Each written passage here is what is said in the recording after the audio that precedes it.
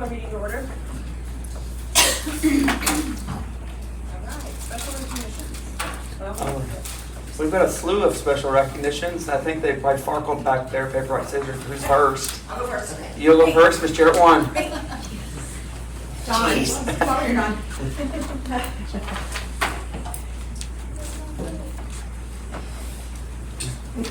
I promised her she wouldn't have to talk tonight, so she agreed to come. So, but I'll do all the talking. Step up, step up. This, if you don't know Dawn Williams, this is Dawn Williams. She is a special education teacher at the elementary school, and she makes everything great. I can tell you that. So she's a special lady, makes an impact every day. But she is our McDonald's Educator of the Year. There were over 480 votes cast, and she is the winner. So.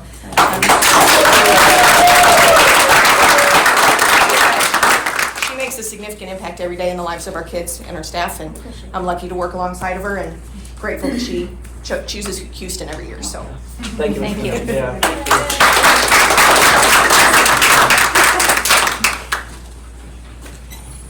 I have two for our middle school group, but I'm going to recognize one, and then some other people are going to recognize the other. So Kyle, if you come up here, and then Charlie, if you'll come up here.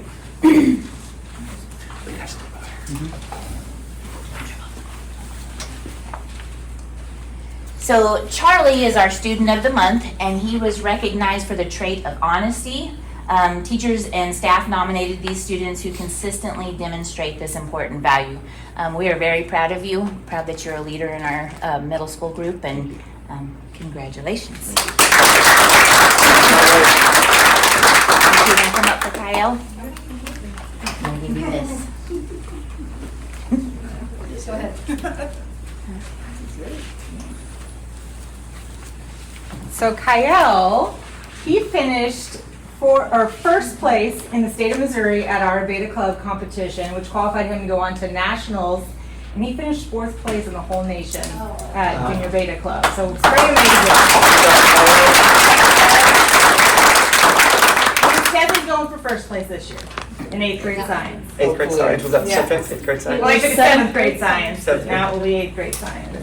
Awesome. We're really proud of him. Yeah. Yes, Kyle, congratulations. Yes.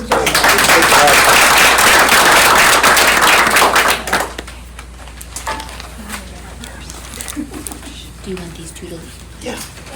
You guys want to? You guys want to leave the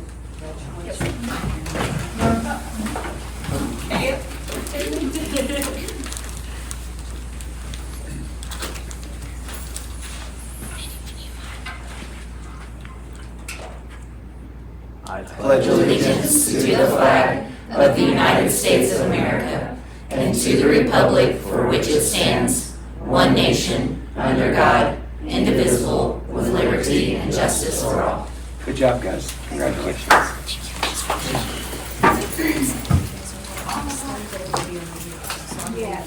We're gonna go take a.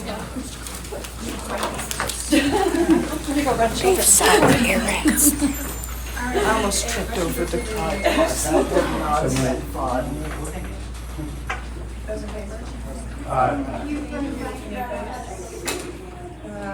Any staff or patron comments on agenda items?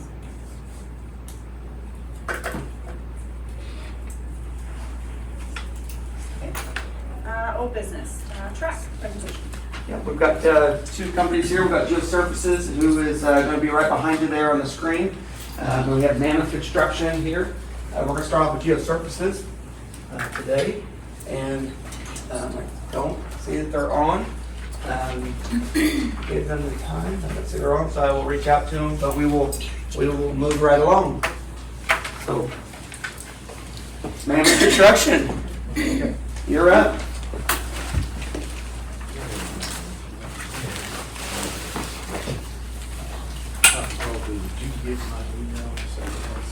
Presentation.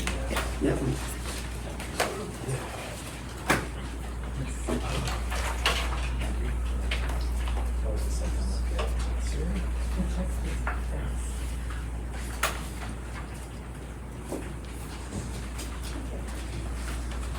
Sorry.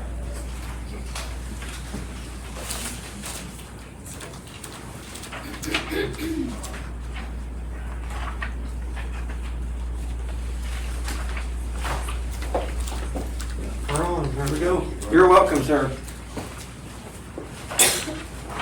Hi, my name is Blaze Bauer, and first of all, I want to thank you for letting us be here. Before I even start, I'm gonna tell you my background for this reason. I'm a retired school superintendent, and I worked with a lot of boards over the years, and always told people that came in and presented, I said, I'm gonna do you a favor. I said, I'm going to help you, and you're gonna help us. If you go too long, I'm gonna do this, and you need to cut it off. So you feel free. And I'm serious about that. So I wanted to, I know that we presented some information earlier, and I think Dr. Copley given that to you, and you had a chance to review our company. So I won't go into a lot of detail about that, but I just want to highlight a few things before I get into the meat and potatoes. On this page here, on page is that 3? Can't read it this far away. Anyway, only reason I say this is I'm sure you're not interested in who all the people are at Mammoth, but just to give you a little background about Mammoth. Mammoth is a privately owned company. Unlike a lot of the companies like ourselves, the other ones are owned by bigger corporations. They have people that have equity in the company. They need to hit margins and whatnot. Ours is a private owned company. We're based in Meriden, Kansas. We have offices in Kansas City, have an office in Arizona, and maybe opening up another one in the southeast. And the reason I mention all these people up here, I'd say one thing that kind of makes us or separates us a little bit is we have everything in-house. We have the architects. Typically, you do a construction project to hire an architect. The architect puts out the design plans. They hire a construction manager. Then you put everything out to bid. We have all those people in one room. And why is that important? Number one, you can kind of get detailed and get things the way you need them to operate your budget. Usually it's more efficient and cost efficient. And these people can collaborate on a project right in the same room with each other. So that's the only reason I mentioned all those people. We have the architects, the engineers, the construction people. Everybody's in one house in one setting. So that's a little bit different with our company. Of course, this is Seth and myself here. Real quickly, Mammoth just does more things other than tracks. We build indoor facilities. We do playgrounds. We do consult or creative, which I'm going to share with you just a little bit at the end. Won't take much time. Next thing is, the next slide is just places we've done work in Missouri right now. I won't waste any time on that. The next page shows you some samples of tracks and fields that we've done recently. The next slide, I'm just pointing out to you our office in Kansas City, in relation to where you are in Houston. And we do projects, all over the Midwest. So, but just want to make it clear to you that if we were to work with you, we can be here to meet in person. We can be here to plan. We can be here to troubleshoot, and we'll have people on the ground. The next part of this, I'm not going to take much time on this. We're getting back to what I just shared with you. Typically, when you do a project, when you build a building, whether you're building classrooms, you're doing tracks, or somebody has to design that. Somebody has to lay out the design. That's the architects. Somebody has to do the civil engineering. Typically in a school district, and I've been in this role, we hire an architect, we hire civil people, then we put out a deal to hire a construction manager, then they put everything out for bid. Going back again to the uniqueness of Mammoth, we can do all that in-house where we can provide all those services, which should be an easier flow into the job, should be more efficient, and probably can save you some money. Proposal pricing. The one thing I do want, Dr. Colby mentioned in an email if we had some changes on the 6-lane track from what we presented to you the first time. I think we had $120,000 deduct on that as far as going the good way, and we have some ranges, and on the 8-lane, if it's possible, is 150. So I wanted to point that out because you had asked about it. Will you say that again for the people in the back? 120, I think, is what we were on that range on the 6-lane, and 150 was the range on the 8-lane. That was different from our proposal before, and that's less, not more. On the proposal pricing, and I'll let Seth introduce himself, because this is the meat and potatoes. This is what you need to talk about. It's what we want to talk about. So I'm going to let him take it from here. I do want to just, before he starts, in the original RFQ that Dr. Copley sent out, we had some options to do a resurface of what was already there. We did not provide any pricing. The reason we didn't is we didn't feel like with what the base is right now, that we felt that that was necessarily a good move to make. So if that's the route you want to go, that's fine, but we didn't feel like we wanted to do that before we even began to. So we looked at the 6-lane tracks, we looked at an 8-lane track, we looked at an off-site location, and at that time too, we also talked about a football field, and we can get into that. I'll turn it over to you. So I'm talking fast, but I'm cognizant of your time. I want you to know that. And I will be too. I'm Seth Soto. I head our civil engineering department at Mammoth. Went to school, played baseball, and so sports has been part of my life. It's a lot of fun to continue that. But enough about me. So our option A is a 6-lane track. The one reason also that we do not suggest this resurfacing is this kick out here. It's not regulation, but this overlay of the 6-lane track will fit pretty nice and snug on the site. The price you see in the base bid is inclusive of all the field events below. And then as we get bigger with an 8-lane track, we do get closer to the natural stream or that creek that's planned north of the field. More track, more lanes, more asphalt, more surface, the price does go up a little bit. Again, you have your field events baked into that cost. What we're showing here is all your field events are just kind of embedded within on your natural grass field. That is true with the 6-lane as well. So similar to how you guys have it currently is kind of what we're showing here. With this 8-lane track and based off of kind of the online data that we can pull, we do anticipate needing some sort of retaining wall along this east side of the track. And after being on site, I don't think it's going to be as severe as we were anticipating behind the computer, but we still think with an 8-lane track that it is necessary. And these items won't get fully hashed out until we get a full geo and survey. Survey is really the thing that will drive that.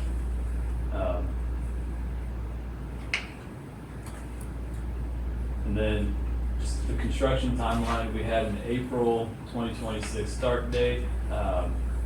That consists of us moving out the site, demoing everything, initial earthwork. The biggest item is going to be that wall. And again, looking at it, I don't think it's as severe as we had thought. So this surcharge waiting period that you see lasting 3 months may change and be reduced, may be eliminated, but that would be up to a geotechnical engineer. But what that basically means is we'll come in, we'll clear the trees that are needed to fit your track, basically trench out the footing, pour it back, pour that wall all the way up, and we'll start backfilling that wall with soil. And we'll backfill it and lift, so packed it and it's stable, but naturally over time, anything generally above that 7 to 10 feet that you're filling, will have some natural consolidation over time. So kind of depends on how much you're filling, but the less amount you fill, the less it will consolidate and settle. Basically, the more fill you have in there and you don't wait this consolidation, you could have 4-inch drops, which you put in brand new track over. You're going out there and basically redoing your track 5 months from when you install it. So this is critical in the longevity of your track. But the actual timeline, and again, I think we are conservative here, is dependent upon the actual survey and finding those explorations. Are there any questions with that surcharge or kind of the process in that retaining wall? Will it have to be there for the 6-lane? That is a good question. Right now, we do have it in there for the 6-lane, but I don't know that it will. That's another thing. That's reflected on the base price, right? That is not on the base price. So that is here in this site information necessary alternates. And the reason we broke it out this way is it goes back to kind of just the RFQ process. If we give a price on this and we compare it to someone else, if we included the retaining wall and someone didn't, ours number would look inflated, and then you guys will get hit with that inflated number at the back end. So we just want to be upfront and just let you guys know, compare apples to apples, but this is also what is most likely going to happen. When we tabulated, we did it on the high end, regardless of whether we thought you needed to or not. Can I make one comment? Yeah. I want to just share too, like on his schedule, on the pricing, that option C was in the original RFQ we sent you to, but what I asked them to do, I said, you make sure everything's on the high side. Even on that schedule and completing and finishing, I personally think we'll knock the top out of that, and it won't take near that long. But I said, don't leave the district hanging if we have a big surcharge time and we need to have all that time, and they say, hey, it's gonna take this long. I said, give them the long side of it so we know what's coming and no surprises. Same on the pricing too. We're gonna price this, when we know that we can fulfill what we said we're gonna do for you. Right. As transparent as we can be, no surprises for you guys. Trying to give you as much information up front as possible. Will our football field be playable for football season during restriction? I believe we can have games on it. With a natural field, it'll help. The only concern would be construction on the track while the games are going. We've done it before. It's just more of We've done that. We're doing that right now in a district. And when I was a superintendent at my school, we started that track late in summer. I mean, it was mass construction during football season. I didn't like it, but it's doable. What do you guys use for as far as the surcharge waiting period? What measurement tool do you guys use to ensure that ground is settled? So a geotech, we would actually get an actual geotech to go run these tests. So once we backfill it in our list, they'll set a rod out there and he'll go take measurements. And once it hits a certain amount of settlement for a period of time, whether that's an 1/8 of an inch over 10 days, 1/8 of an inch over 30 days, depends on what's being built on it, then he'll deem it adequate and you can build up on it. And so that's kind of why we are relying on the geotech to give us more of that, and that's why we have that 3 month, because the 3 month is the longer span that we do see. So in the worst case, you guys will see that 3 month.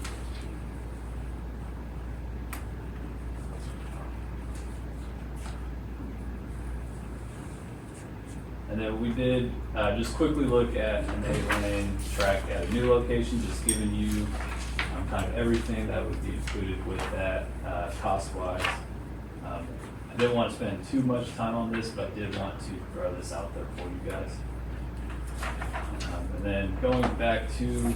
Real quick, I see on the new location, new LED lights, is that included in option A and B? Yes. Okay. Where we're getting at to the end. Right. So getting to the lights here on the west side can stay as is. The lights on the east side that are currently within the track will need to move. And that will kind of be a bit of an exploration. But my thoughts are to place them in this creek bed and just raise the tower so that you have the lighting that you need. There may be different ways, but we will find you the most economical route. But let me just make sure I'm clear. But in the bid package that you gave us, the range includes lights for the entire complex? I did misspeak. No, so this it's is not. an add to that. Right, I'm sorry, the ad though, right. So the alternative that you're including though, that range of 425 to 500,000, that is inclusive of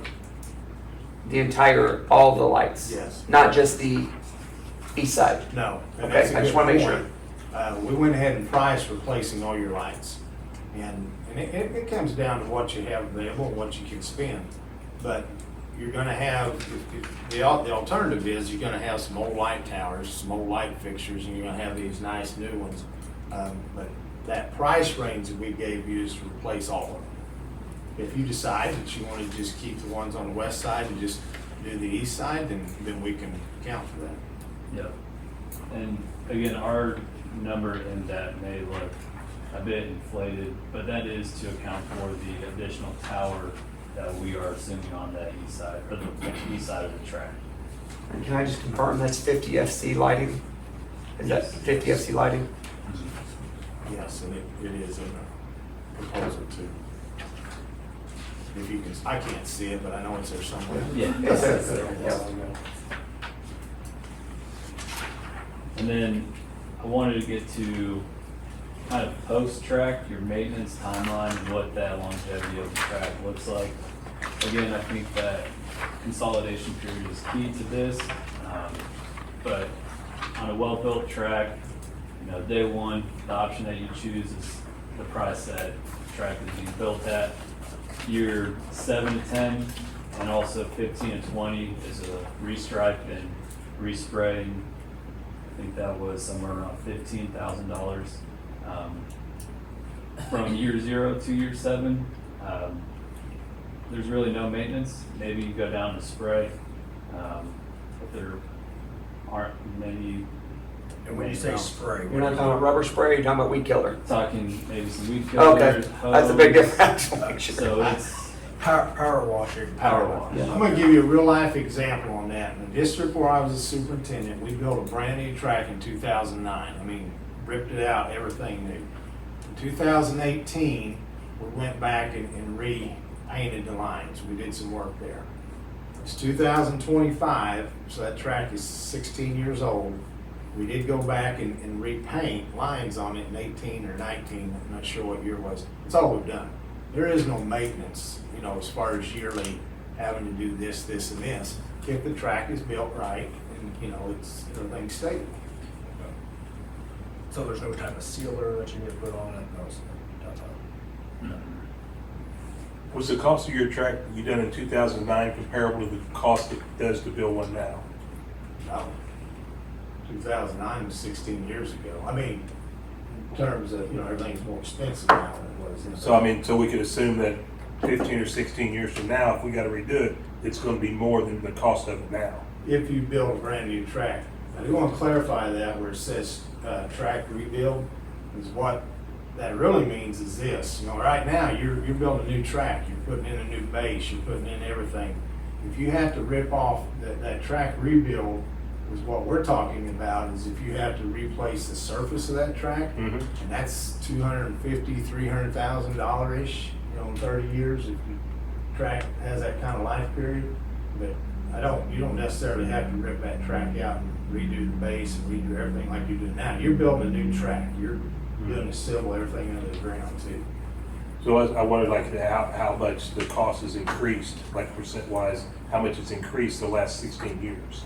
So, because we could assume it's gonna increase the next 16 years. True. I don't have that exact number. I can get you an accelerated number, but I think we all know that nothing's gonna be cheaper 16 Yeah, years. sure. Yeah.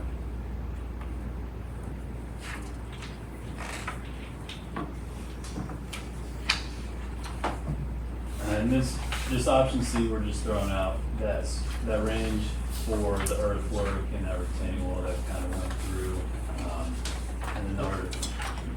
Let's go back. Let's talk about that just a second. So, with a 6-lane track, it is possible that you wouldn't have to have a retaining wall. It's possible. I won't say that we won't need the retaining wall until we get Right. more info. It's more likely will be less anyway. Right. Small. Probability. Exactly. Yeah. Won't take as long as back. And with your preliminary design, is that going into the south hill? And your picture doesn't depict that. So And we I just- are, because of this hill, we're trying to keep that southern edge as much as we can. Okay. Trying to hold that true. So that's not going into either road on. Right. You know, And so that is, so there are many ways to design a track. One way that we tend to get skinny with the track is longer. And we're a little constrained with both roads here, so the gaps go wider. With that 6-lane track, again, it fits pretty snug, but I'm not sure that the consolidation will be much of an issue with the 6-lane track and a wall as much as it would for an 8-lane. So that consolidation period could, exponentially decrease. What's your plan for the drainage on that south, west corner? Side. Or the, Maybe grass. yeah, that one in there. Here, No, keep going, right in there, that corner. so we Right can there. put inlets area and listen here, route it through the field. Natural field, it works just like any other system. And then eventually discharge out into this swell here. Which then gets kicked on to, I believe it's a wildlife wetland over here. So the biggest thing that we focus on also is, not restricting water to there. It's basically just maintaining the water that's flowing there naturally, let's maintain that coastal structure. With that particular design, is the field having to move to the east? It does move a touch to the east. And I think we will try and align midfield with the press box as much as possible. So that's moving the goalpost, that's moving the ground, everything has to move to the east. Correct. And so is that in your basement, what type of, is that seed, sod, drill, what do we got? So in our basement, we do just have the track and leave the field as it is. We go into moving goalposts. It's kind of, we like to lean on you as much as we can. You guys want us to see, if you want us to sod, do the sod and the showcase. You guys sod, whether that's guys you try.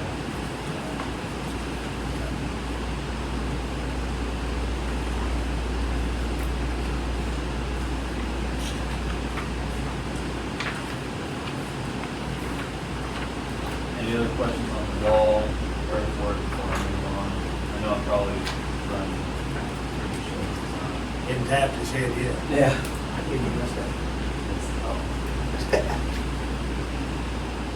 Here's the lights and panels. And then fencing, you guys have fencing around already.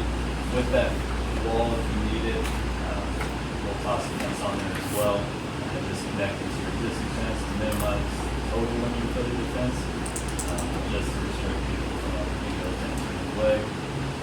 This is kind of a rough layout of what we anticipate, but tying into the fence here, does wrap around, and then continuing the fence here, giving you a double swing gate is what we show, about 20 foot wide total. You can do a slide gate, which I think you guys do prefer, but just kind of maintaining this field access on the road. So you're showing just the fence there on the west side, is that your plan, or is it wrapping all the way around? Just on the east side, Sorry, if I'm east not side, mistaken. yeah. It's just, and then this is just an example of a facility done with fence and traffic control. And I'm sure you guys are aware we do turf as well, synthetic turf. We just threw in a couple slides, just advantages, disadvantages of it. More play, less downtime, that's really the biggest driver in it. I grew up playing on natural fields, so I tend to lean that way. But more and more you see the synthetic turf, and it's really because of these sets. And also, number two, we did a study down in Iola, Kansas, and I think they had close to 28% of their home games canceled due to rain, where synthetic turf will eliminate that. Synthetic turf is one where you're playing in the rain or right after the rain stops. All that water does go through the turf, through the aggregate rock section, and these pipes, and they let it out. With your guys' current setup, it's a pretty easy discharge to that creek, which we would. That's one advantage of our opinion over here. It is an advantage. Does drain well. It does very well.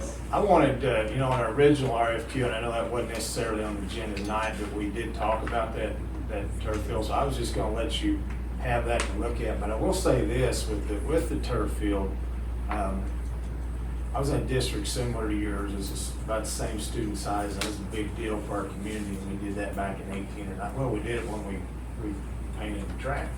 But So we found a way to do it. But one thing too though, and you can correct me if I'm wrong, Seth, I won't be embarrassed. For drainage and longevity, even your track, because that drainage getting water out of there, that will prolong your life of your track as well.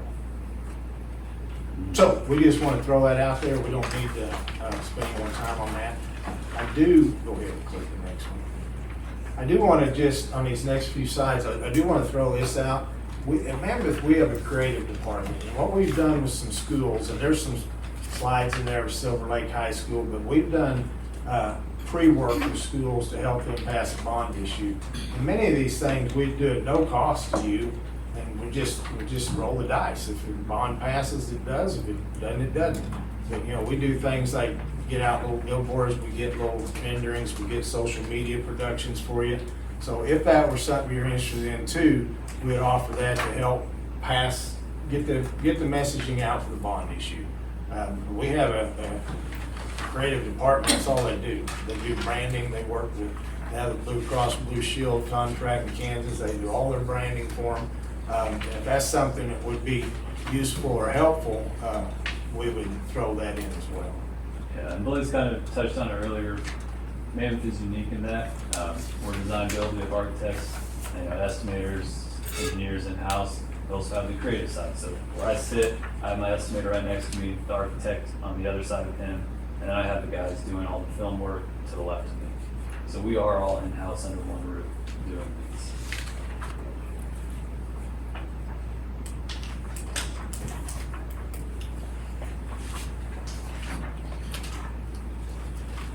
Any questions?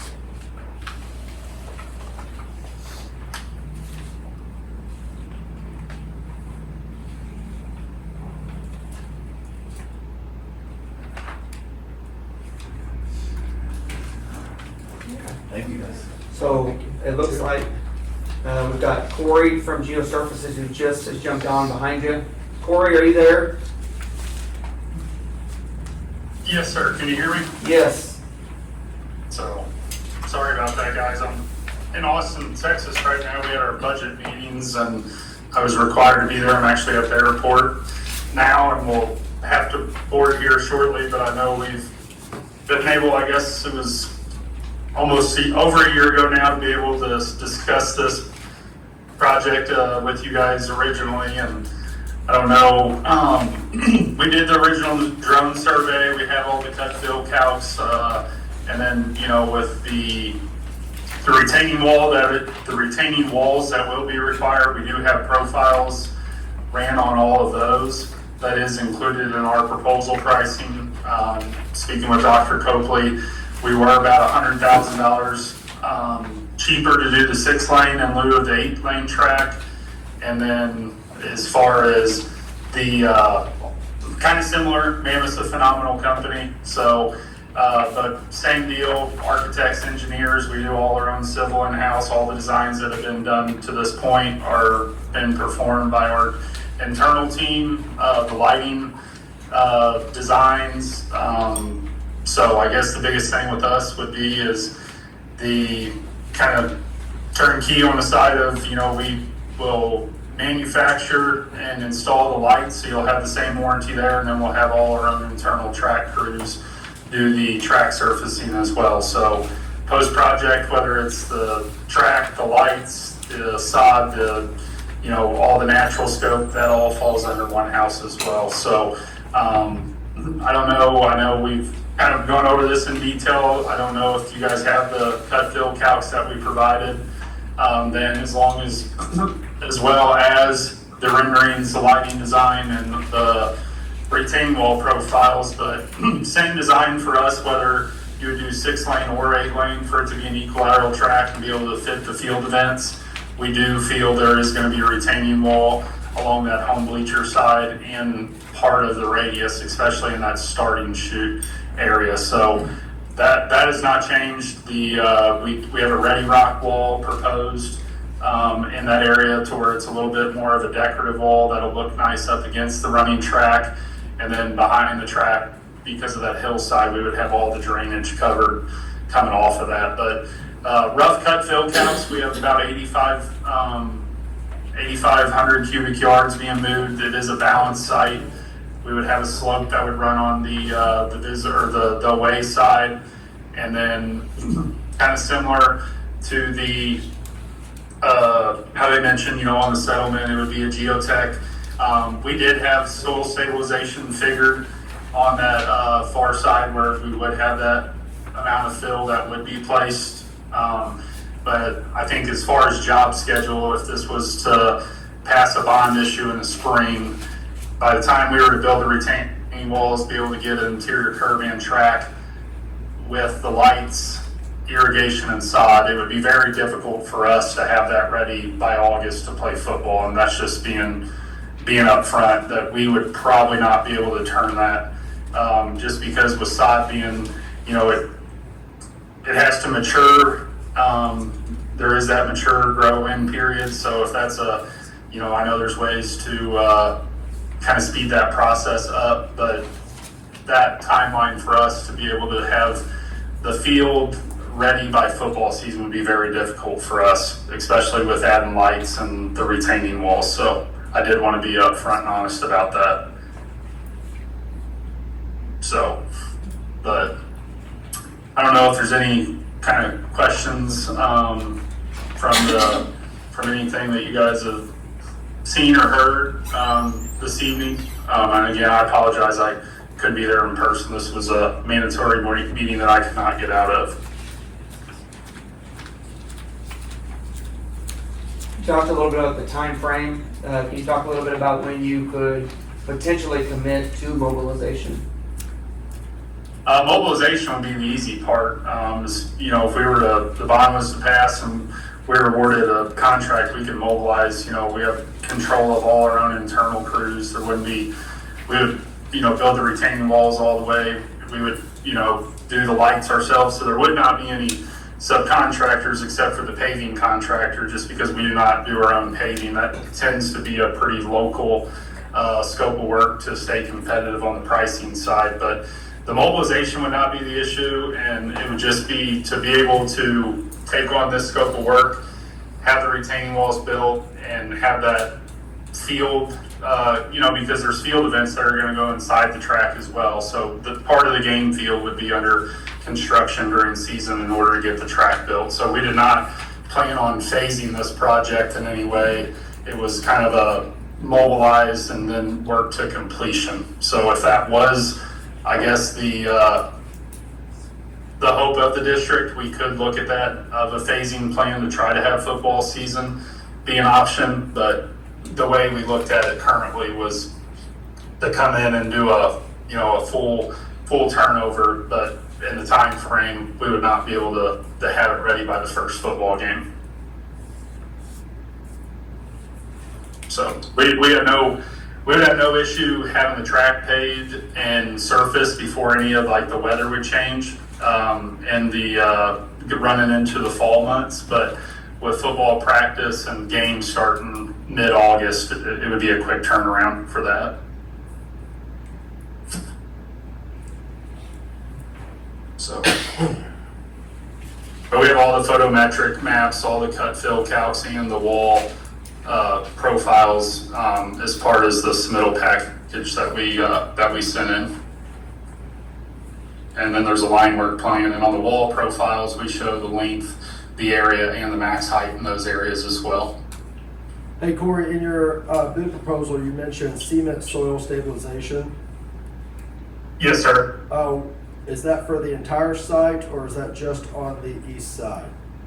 That's just on the east side where there was, I think the deepest fill in that track area was right at 12 foot. So we had it figured, where would I have a geotech there doing compaction testing on the way up, but just so there would be no, soil stabilization because of the time frame. It's not an inexpensive activity, but it would speed up the process to where we wouldn't be waiting, for a couple months of the possibility of settlement. So we would have a geotech testing the lifts from, kind of inching into the hillside compaction. We would have those tested by third-party geotech, and then when we got to the top layer for the subgrade of the track, we would soil stabilize that straight away.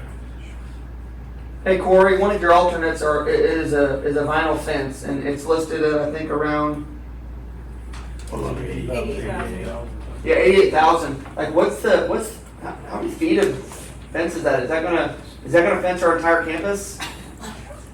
No, it would go around the perimeter and then it would be up on top of the wall as well. I mean, it is a black vinyl fencing, and there is replacing the security fencing along the roadways as well, because on that, I believe it would be the side closest to where the H is, has the rock in the hill.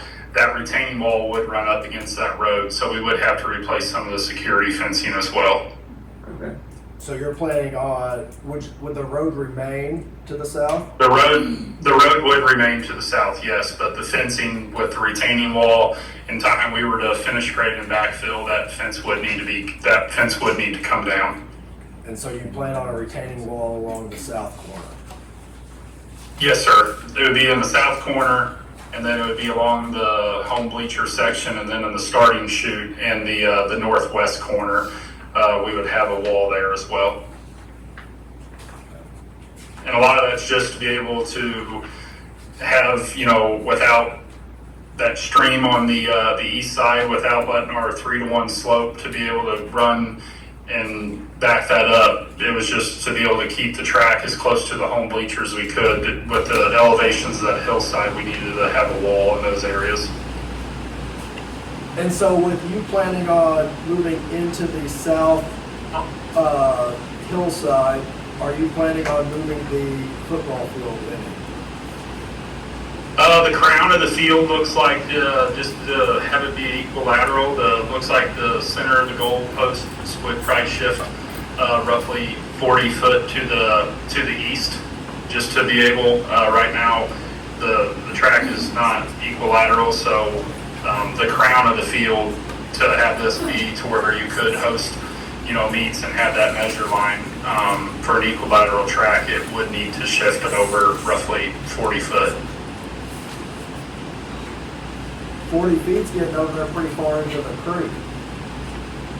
Yeah, so we've done a full drone survey. We have all like a grading plan that can show where the tie-in of the toe of the slope would be. We do stay out of the creek, but it is it's not an easy feat. But to have that measure line be where it needs to be without working into your guys' current bleachers, it is going to be a tight fit, and that's why some of those walls are going to be required on the west side. Is that 40 feet based on the idea of an 8-lane track or a 6-lane track, Corey? It does not matter. I mean, it would shift back a little bit to the west if it was 6-lane, because you would, eliminate, probably 7.5 feet worth of lane width, but the inside lane of the track is still going to be the same distance around, whether it's 6 or 8 lanes. So it would move regardless if you did 6 or 8. In the original proposal, you had bid, you did not bid 50 SC lighting, I don't think. It was an upgrade, is that correct? I don't believe so, but let me verify. We upgraded to 50, so yeah. And honestly, it may have been. It says 50. I'd be shocked. Typically, we do not install a 30-foot candle as LED. I would venture to say that should be upgraded to 70-foot candle, because most all our high schools that we do right now are all 50. So, but I could definitely. Certainly verify that. So, and I think the original RFP may have called for that. So if it was called for 30, that may have been our reason to upgrade to 50.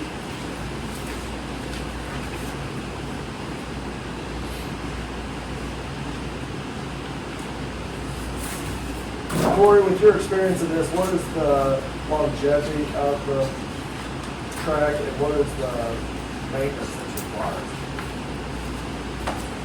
I mean, similar to Mammoth, they're professionals. Everything they said we align with on the side. If you build it correctly, you have the right subgrade, you know, get the stone base and, you know, you do your 4 inches of asphalt. We do, just part of like a maintenance package that we offer for all our projects. You know, it's kind of like a sidewalk. If you do maintain and care for it, and, you know, we do have like, it's almost like a floor sweeper that has nylon brushes that hooks up to like a pressure washer. I mean, if you do clean your track over time, it will keep it looking newer longer. It's not going to extend the life of the surface, but you should be able to, no problem, in the first 7 to 8 years, never really touch this track at all, as far as maybe just a simple pressure washing just to keep the color from fading. And then, you know, you would have a restripe. Typically, they warranty the surface for 5 years. We recommend restriping every 5 years, and then between 12 and 15 years is typically when you would do like a resurfacing, to where you would remove the actual base mat structural spray and apply a new surface. So I know there was a question asked, would that cost be the same as a new build? No. You know, right now a respray of you know, you can respray, which is you leave the base mat in place and just resprays, you know, about $150,000 line item now. And if you were to resurface, you know, it's roughly double that. But there's a lot of tracks maintained correctly that you can get 15, 17 years out of before having to put any money back in it outside of just striping. And striping's fairly inexpensive. You know, we were talking $11,000 to $13,000 to stripe a track. So, and once the restriping doesn't not take near the layout, as long as the lines are still there. So it's a fairly inexpensive way to keep your track looking newer longer.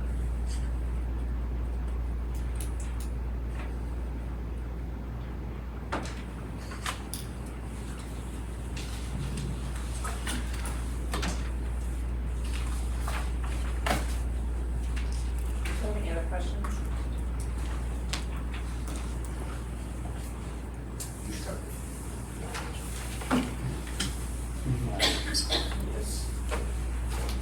Corey, I know you gotta go. I appreciate you being here. Yep, I apologize I couldn't be there in person, but I hope regardless who you guys decide to move forward with, you guys have 2 great companies to work with, and we hope it's a successful project no matter which way you guys go. So thank you for your time. Corey, thank you. Thank you. Thank you. Thank you, guys. Thank you. Appreciate you guys. I appreciate you guys. Thank you.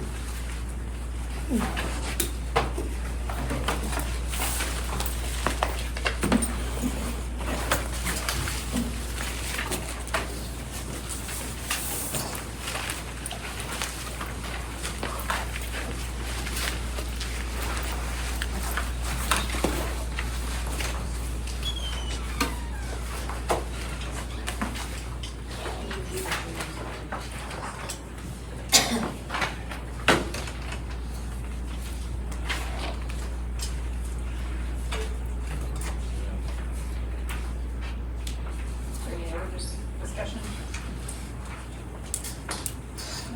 So where are we at dollar-wise with the option to do more?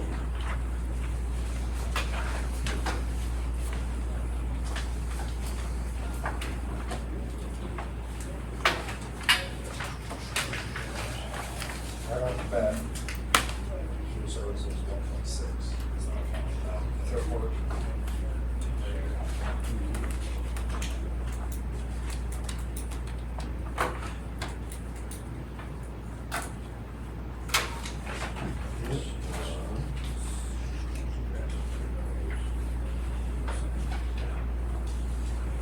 When I set up the agenda, I wasn't sure exactly how to set this up, so I'm gonna probably interject, and it may be something we need to come back to when we get to the line item, but as we're talking about it. So I know that we definitely want to talk about the cost of both of those companies. You know, when we get down the agenda a little bit further, I think it's important for us as number one, we've got to decide in my mind, our step on financing, that's important. But pending that, let's just hypothetically say we do.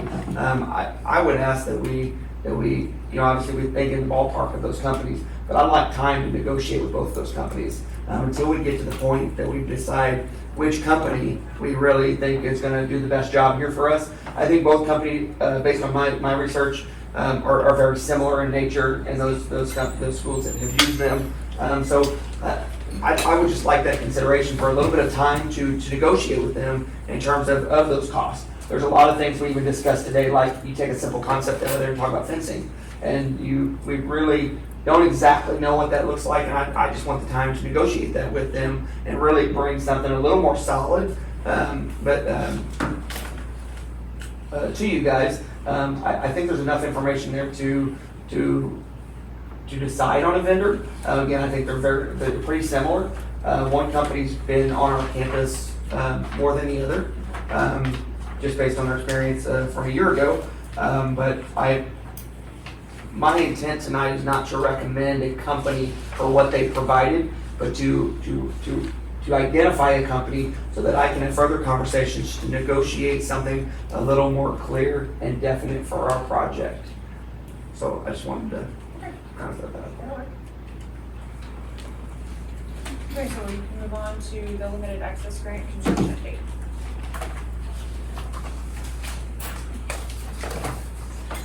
So we've talked about the limited access grant quite a bit, and we're kind of at a time frame here, kind of at a crossroads here. We've got to decide what we want to do. So in your packet, you can see that I have made a recommendation for us to proceed with the limited access grant, kind of in a different scope than we have in the past.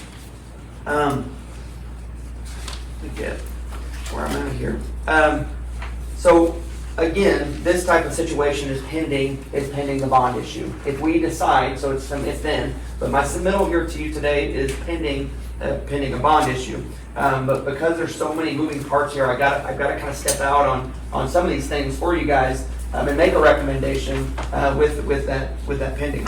But pending a 2026 bond issue, I do recommend that we apply for that grant. I believe the scope of the application changes to enhance the project. And what I'd really like to focus for the enhancement grant is really about accessibility on the west end, which is going to be the top portion, into the track area, and also on the bottom end. And so, we've talked a little bit about the Land and Water Conservation Fund grant, and some of the language in there. A lot of language in there is about accessibility. And so, I would like to capitalize potentially on one effort with another effort. If we do go to bond and we have some money which becomes local money and we're able to kind of multiply our effort, I believe we put ourselves in a good place to enhance our project. I think we have a big need for accessibility in and around our complex. And so I think that allows us to do that. Our timeline is pretty quick. We've got some things we've got to kind of move forward with. We've got to kind of identify our scope. But I'd really like to come off the idea of the Land and Water Conservation Grant is to help us build the track, but rather to enhance the project in the event that we do go to bond. In the event that we don't go to bond, then it would be my recommendation to move forward because it would be difficult for me at this time to contribute to commit to the local contribution. So that's why I make the recommendation we can start this process, but this recommendation for me is pending that issue.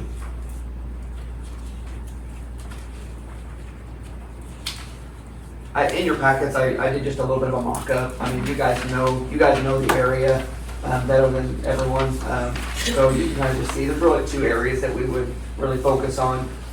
The scope hasn't been outlined or anything like that. We'd have to kind of outline that. But generally speaking, we're talking about the accessibility into these for spectators to get in, and then also on the bottom side where you get onto the track right now. And so I think it is again just capitalizing on that grant to do that.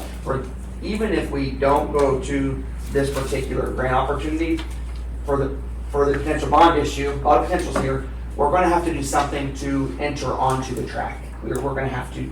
So there's going to have to be some concrete involved. So I think it's kind of a strategic effort to maximize our local dollar as much as possible. When does the scope have to be finalized for the application? So the scope, I had put it here, I've got it here. And Mrs. Steelman, are you here? If you can comment before I find it. Our first deadline that we have is November 14th? 14th. November 14th. But that's not the final scope of, hey, it's gonna be within this. My worry is if we get into construction with the track, that depending on which vendor, because one was mentioning having to go into the south wall, that might screw up concrete option issue. Yeah, I think Is my worry, and then they throw us out. Yeah, I think by the time we apply, we have to have it as close to the scope as possible. So is that November? November 14th, yeah. And so it may be a risk, and because we changed the scope so much that we are then not eligible, I think it's worth the risk. We will try to write it in such a way that we're able to, I feel like, capitalize on accessibility on the bottom side and the west side of the space. So I think it puts us in the ballpark. I think we're really asking for less from that grant perspective. But I also think because of the bond monies that become local dollars, help us to maximize those. It helps to maximize our local tax dollar.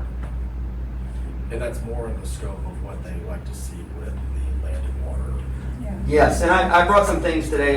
Mrs. Steelman did a great job, and just she basically copied and pasted from the grant all the things to talk about. And accessibility is just something that runs through and through in that grant. And so we actually included that in our grant application a little bit, but our main focus was about the track. And so I just think it would suit us well to kind of step back from that a little bit, enhance the project in the event that we do move forward with a bond issue for the track. Now, I would caveat all that to say is we could get number one, we could not, obviously that we may not get the grant. Then we may get the grant, we change the scope enough that we may make ourselves ineligible, or for some reason we determine that it doesn't suit us well, and then we have to decline the grant. All are real things that could happen. But just because of the way that the timeframes have to happen, we either decide not to move forward. I think this is I think this is a good option for us. How are you going to come to an amount? This is a $500,000 matching grant, right? This number. Correct. Okay, how are you going to come to the amount in like 30 days? Because the school has to say we have this much money that we're going to pay on the project in hand, and that we will keep that money in hand, correct?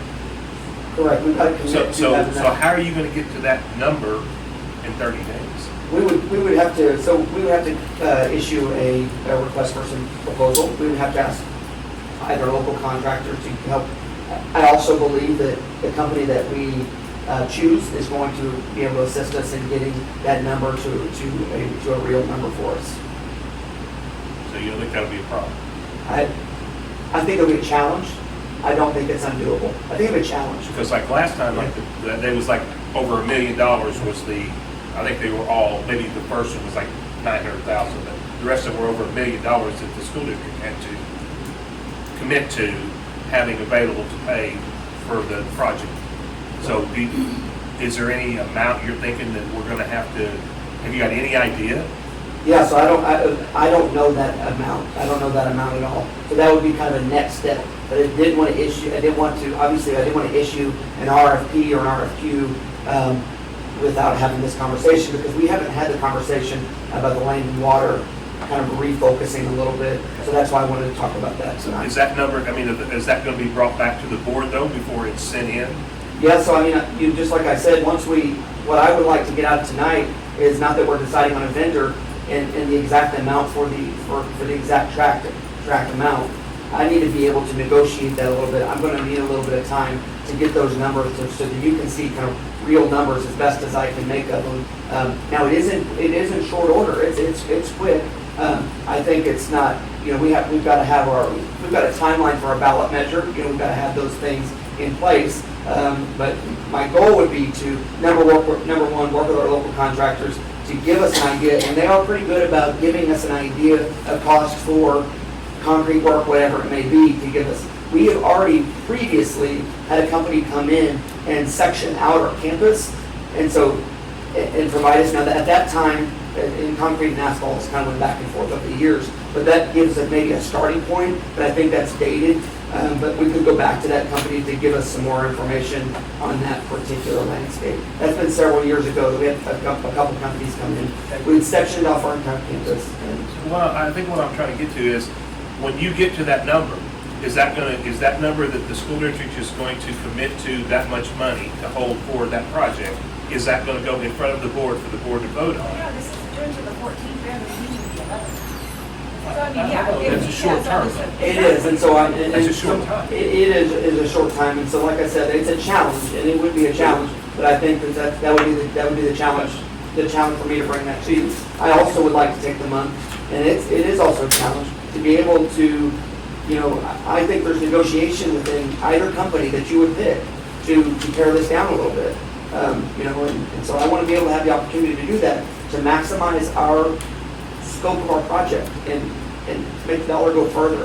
But I couldn't do it with multiple companies. And so that's kind of where I'm at. But I hear what you're saying. You would like to see that dollar amount that We're going to commit to. we're going to commit to. But, Yeah, for the land and the water, yeah.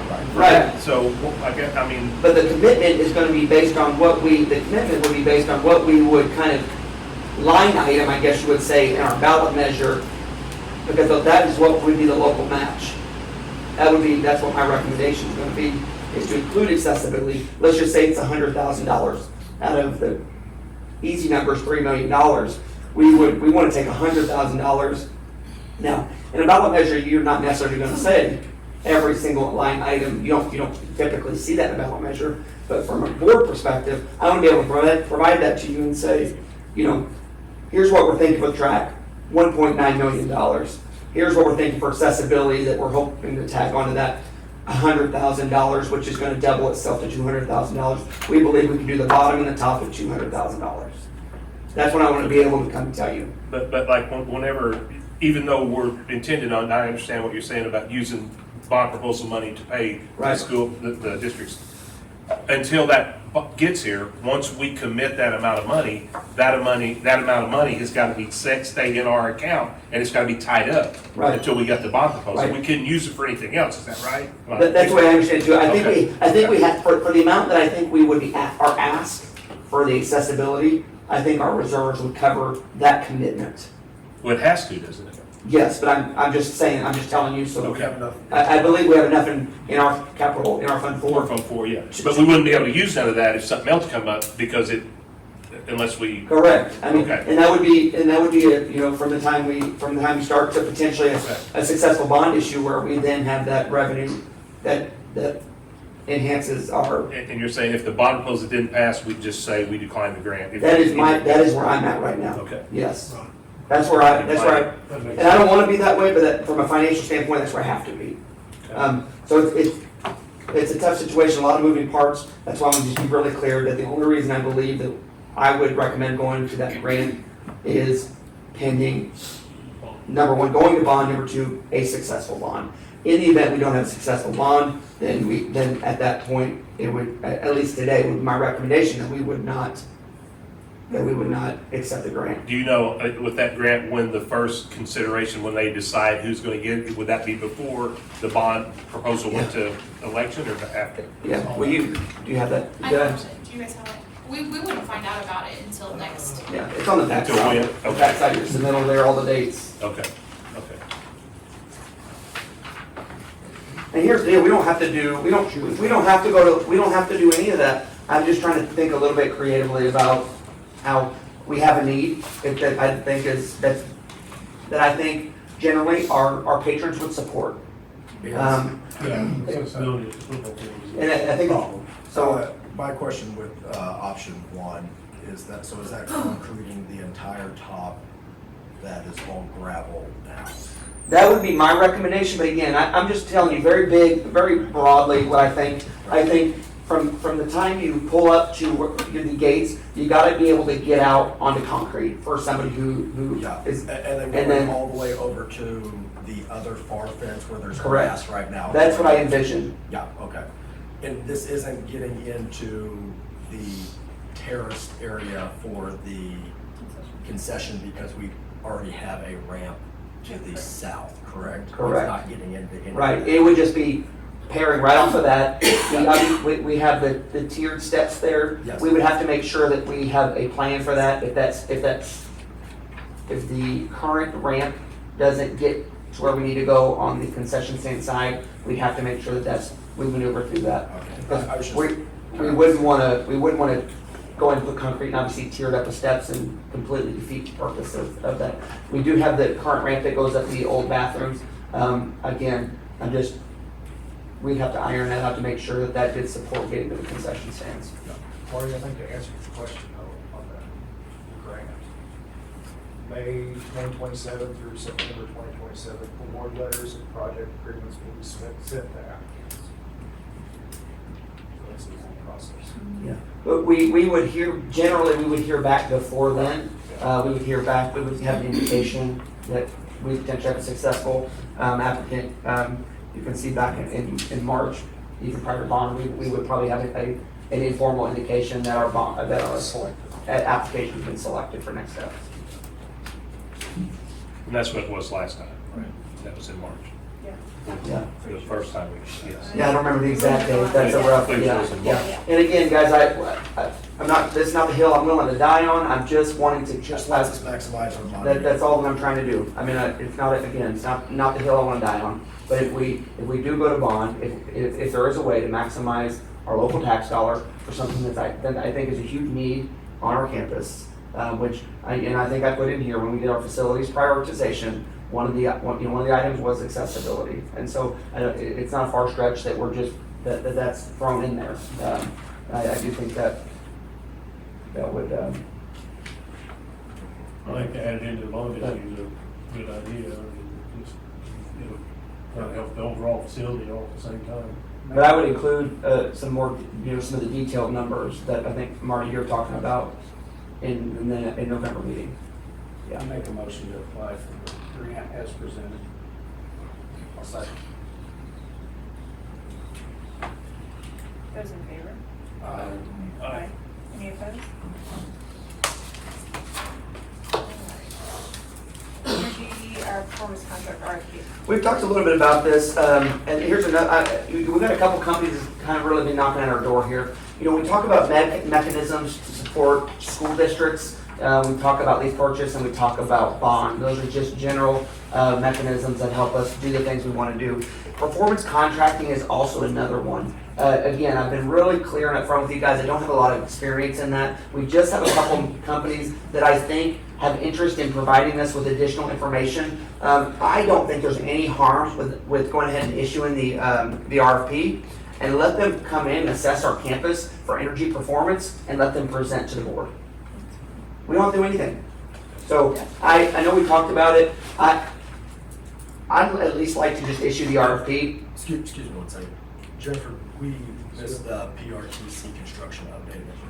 Well, it's not on the, not on my agenda.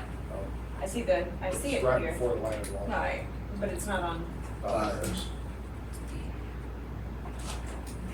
Oh, we skipped It's it. limited access. No, sorry. Limited access grant. Oh, I think that's what, yeah. And I think we ended up trailing over Yeah. to the land. So, do you want me to go back to that? Do you want to finish Let's the conversation on finish energy this, let's performance? finish this and then we'll go back. I just No, I had it set aside, so. So on the energy performance, again, I'm not making a case for or against. I'm just making a case to go to issue the RFQ and see what those companies can provide us. And we may be interested, may not. Again, no, I don't have a stance on it at this time, but I don't think it ever hurts to know, because I think sometimes with those situations, even if we're not interested, we still learn something about our campus that they provide. When they, Through the years, I mean, I've been at least in the school districts where they did that. What I've never heard is feedback on how much did it actually pay for itself, so that would be the only question for them if somebody's, proposing that they can do that and it'll pay for itself. I want to know how that's going to be communicated, where we can verify that. Yeah. So Yes, for that's sure. the only unknown I have from that. Now, I know this district at one time come in and the lighting made a tremendous difference. I mean, just whether it saved us money or not, I can't answer that, but man, you could see better. You know, the lighting was a huge upgrade. I'll look into it. I'll make a motion. I'll make a motion. And it's just to issue it Yeah. and No cost, right? no cost to us. And what I would do, and you can see the timeline, I've really stretched out because I don't have I can't make the capacity to do it quickly is not gonna happen. So I've stretched it out. Once we get it, I'm certain that we'll have one or two that's interested just because they've been knocking on the door already. And then we would just set up a meeting likely to almost be in the spring. I mean, we'd almost get to that far ahead. Oh, Sorry, Charlie. Turn the unit. All right, those in favor? Aye. Any opposed? Okay, PRTC construction update, limited access to construction. Yes, I got a couple things here. I want to, ultimately, I want to be able to approve the PRTC Phase 1 cost breakdown. In your packets, I've given you a spreadsheet that includes the PRTC Phase 1 cost breakdown. It's the bigger one, looks like this. And then on the back side of it is going to be the Phase 2. So let's just talk about the Phase 1 for just a second. And so in there you can see the original phase contract cost, and then you can see the things that have happened, the CPRs that have happened over since the start of it, and then the pending approvals down below. With the pending approvals, and really when we're talking about the pending approvals, really two major ones I want to talk about, which would be the flooring and also the insulation. I've talked with you guys a little bit, communicated kind of my thoughts on the insulation, and kind of going back and forth, just trying to get some feedback on what I think we need to do here. I think it'd be the right thing for me from a district perspective and a longevity performance perspective, that I need to make a recommendation that we do insulate with R30 on top of our ceiling grids over there. Dave's here, so Dave, if you have a question for Dave, or he's been a part of those conversations, Ms. Munson also, it's my recommendation that we would include that in the Phase 1 project. I think somebody would be really mad at me years down the road because of our utility bill. And so I want to make sure that we do that, huh? What'd you say? I was thinking the same thing. What'd you say? You're sorry. Our other I'll deal. set it with the, Oh, I thought you said you're already mad at me. No. Okay.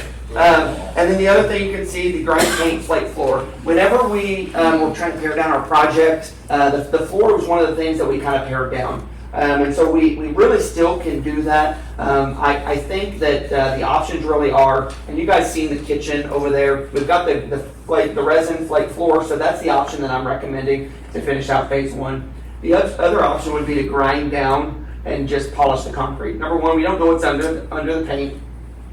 And then the other is that it's not that far from, it's about $35,000 for that to happen.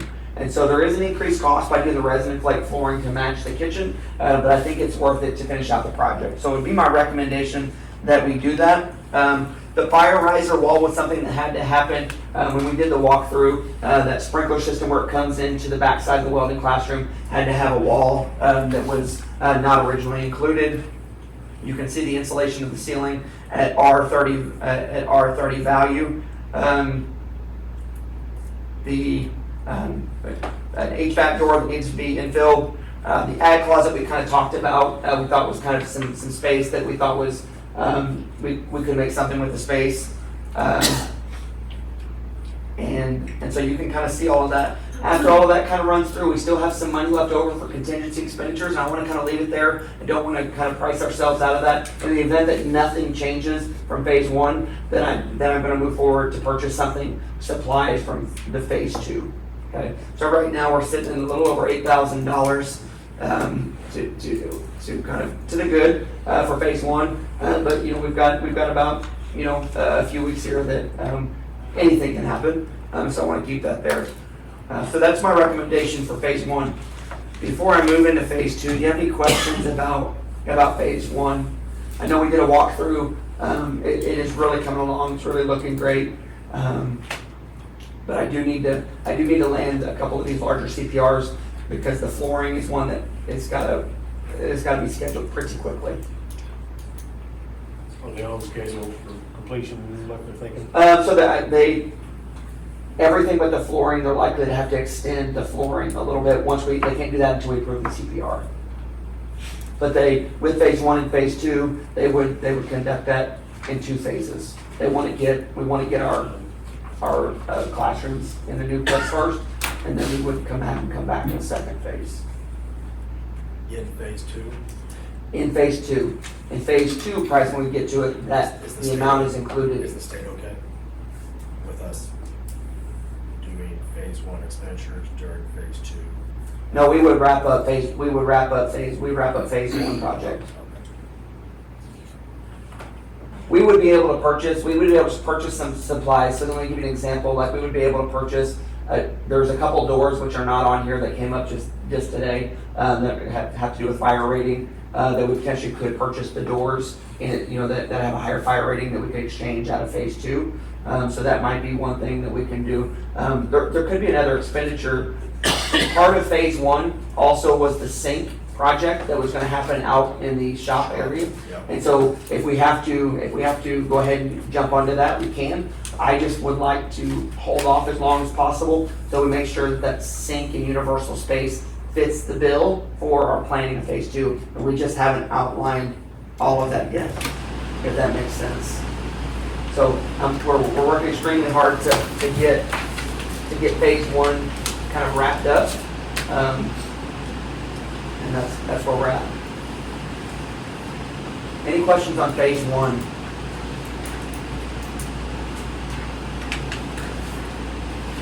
Okay. Phase 2 is on the back side of that.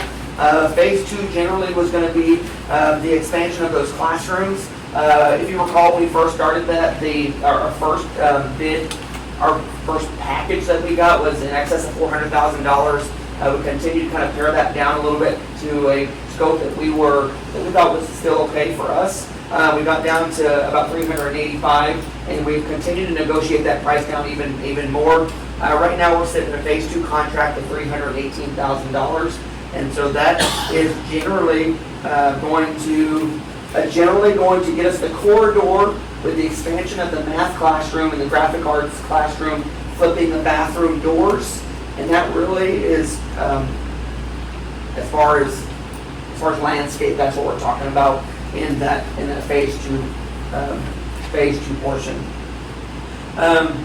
You can see there's some pending approvals. We don't have to approve those right now. There's some alternative bids. For example, if we were to do all those floors with the flake floor, they priced out a couple of the areas that wouldn't have it done. For example, the health science room, it would have cost us an additional $3,300 to just go ahead and do the space. Again, don't have to approve that tonight, but I just wanted to show that CPR on there for you. I added just a contingency expenditure to $5,000. That's really just a shot in the dark based on the total project amount. And then that starts to give us an idea of kind of the automotive technology equipment and shop number. Right now, we're sitting at about just short of $200,000, $191,000. That number could grow. But what I need tonight, and here's, we approved for the automotive program. We approved for the limited access grant. We are working, we're going to get into kind of our fundraising portion of that. But what I don't want to do is not make a decision on to mobilize, to capitalize on Cahill being here and then have to go back to start from square one and have to remobilize the company. So we're getting down to the finale of phase 1 and need to be able to give them a thumbs up on phase 2. So it would be my recommendation. Now again, we could have additional CPRs. We may want to pare this down even more. But I need to be able to communicate with Cahill's for the phase 2 project. We would like to move forward with them so that we don't lose them off campus. Questions, thoughts?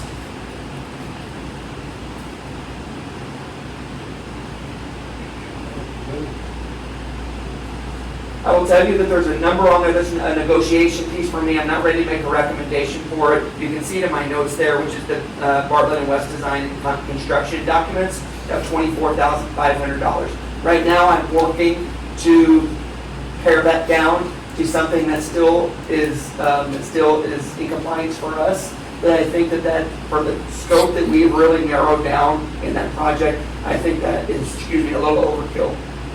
They've done a good job.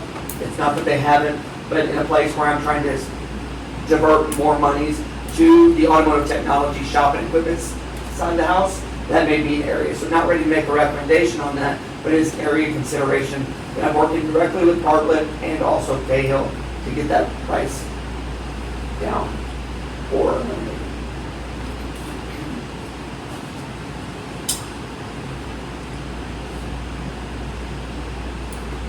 This sheet starts to also give us kind of an idea of what we're looking for as we start to continue to really advance our planning in the automotive programming. So as we start to, and I would call this, kind of phase 3-ish. I hate to call it another phase, but really that's what it is. As we start putting pencil paper on what that looks like, it starts to give us a dollar amount of what we're looking for. And when we meet with our advisory team, that's just one of the things that it's asked. Like, people just want to know what is going to be the local contribution here to this. And so it starts to give us a little bit of that. I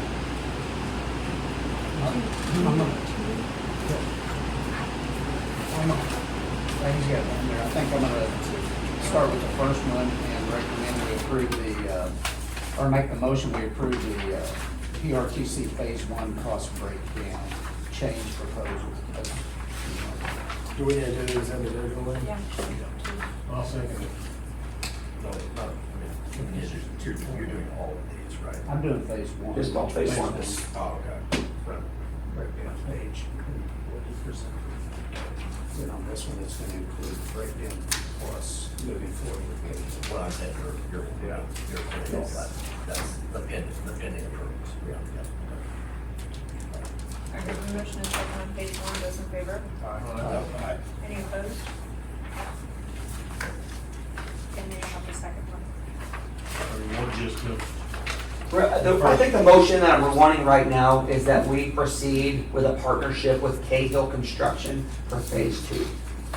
I don't want to limit, I don't think we have to limit to this scope for, I want to be able to go to Cahill and say, we're going to use you for Phase 2. Now can we, because like I said, I've got a couple of negotiations I'm trying to work on this amount here, but I really want to be able to go to Cahill and say, we've approved to work with you for Phase 2. Can we sit down and kind of talk about this a little bit further? I'll make that motion. Second. Any other questions? Those in favor? Aye. Any opposed? Job descriptions, activities supervisor, executive assistant.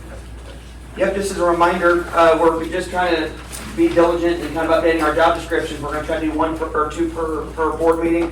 You've seen these last time. I do want to point out a slight change as we continue to kind of make these better and better. On the executive assistant accounts payable, on the very back side, we have wanted to add language that states on the terms of employment that this particular position is eligible for a benefit package as established by the Fiscal Agent Board of Education for full-time employees. Ms. Fishel has been attending some classes in her position, and that was one of the takeaways that we were able to kind of, that's kind of one of the things we learned that we should probably include in those job descriptions.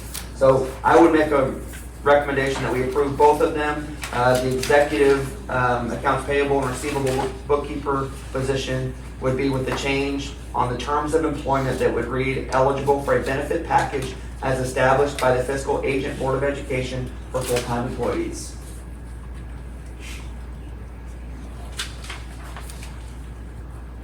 Again, as you guys asked on those submittals, we've kind of started to list those employees who occupy those positions. As a reminder, activity supervisors, starting now, but activity supervisors we already talked about. Generally, that's going to be all your administrative team, but from time to time, we need to ask others. Do we have to go separate or can we do them all together? Okay, I'd like to make the motion to approve the job description for executive, activity supervisor and executive assistant / bookkeeper. Second. Those in favor? Aye. Any opposed? All right, new business. We need a motion to approve the consent agenda items. Make the motion. I'll second. Those in favor? Aye. Any opposed? Thank you. Yep, this is just a change from our previous bookkeeper, Carla Randall, to Rachel Fishel. We have to have a board action to make that change at the bank. Make the motion. I'll second Those in favor? that. Aye. Any opposed? Transportation food. Yep, so, we made some big changes to our pay rates, and here's one we just slipped by us a little bit. From time to time, we have to pay trip pay, and so this was one area that we did not increase, and so that's what this submittal is for, is to ensure that we are in compliance with that $15 an hour for this particular position for bus trip pay and shuttle pay. Right now, it's sitting at $14.10 an hour. It needs to be increased to $15 an hour effective January 1st. I would remind people if it's, for example, if you've got somebody that's already on contract, then it's a prorated amount, so we don't get into, this doesn't necessarily apply. How are we on getting subs now? Are we having trouble again? Dave, I'll let you kind of talk about that if you like. That's your question. I mean, I think we've had, the start of the year was probably a little difficult. We had some long-term subbing that made it challenge, but I think we've sort of rebounded maybe slightly. Yeah, things slowed down a little bit. We're a little better shape now than we were.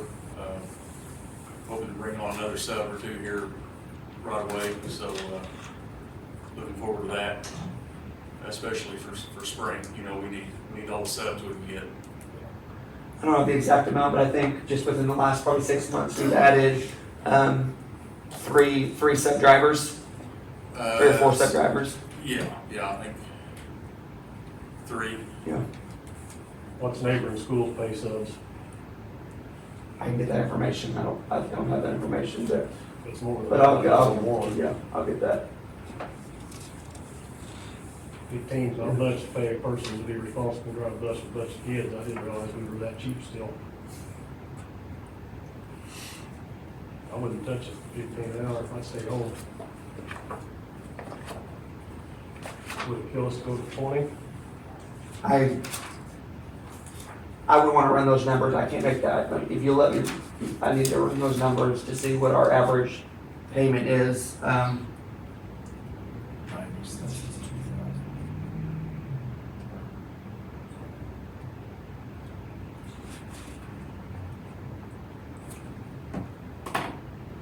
Would you drive a bus, Marty, for 15? I haven't for a while now. But would you do it for 15 an hour? I've seen the time I would, but I doubt if I would right now, no. It depends on what the full-times make also. I mean, you give subs a bigger raise and then the full-time's not as close to them and then you have to change. We've got a little bit of time, So but if I can get look some at more all that. information for you. If you don't care, let me get some more information for you and some kind of, some folks around us, see where we're at, yeah. We'll wait till Yep, November. if we want to table this, I'm good to table that, yep. Because actually, as I'm looking at that, what this is this doesn't necessarily represent our sub pay, but before I confirm that, I'm gonna double check. This is gonna be, trip pay like, Yeah, it's true. okay, gotcha. So when you said sub pay, Well, I think but that's it's still still the same, same gotcha. deal, yeah, same Okay, deal. let me get some more information and we'll table it and come back to it.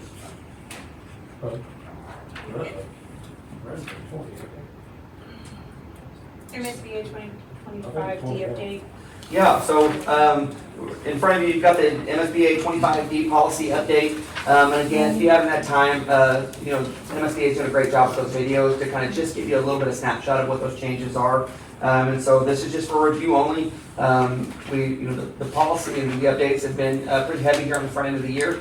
If you have any thoughts or questions on that as we go on, feel free to reach out to us and we can explore those. But generally speaking, what you see in front of you is going to include important changes pertaining to school safety, weapons, and school violence, disciplinary consequence, and those reporting requirements. And so I just kind of, now, I would also tell you that we take these policies and we divide them up. For example, these are going to go to our safety committee. And so we're reviewing those internally. But if you've got questions throughout the month, please reach out so we can maybe make sure that we're tackling those questions.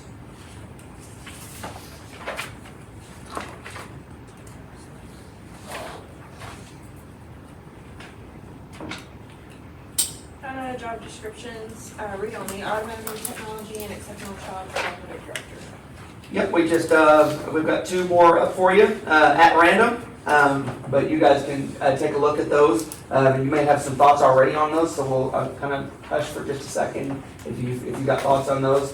But otherwise, take a look at those, and we will kind of take your feedback and amend those, and then next month we'll be ready to approve those.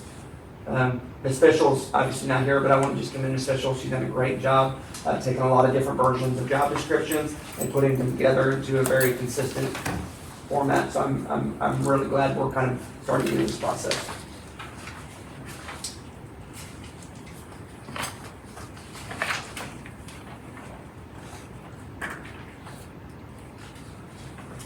Bus routes. Mr. Russ, you're up, man. Bus routes. I should have put you first. You have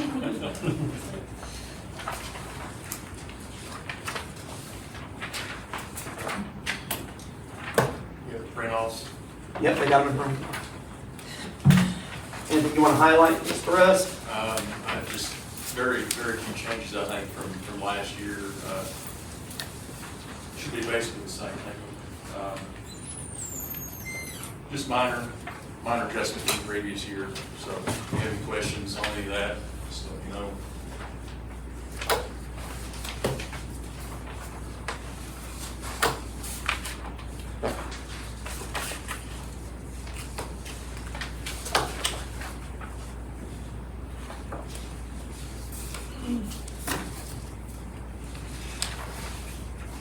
Has the earlier start time had any effect on our bus utilization?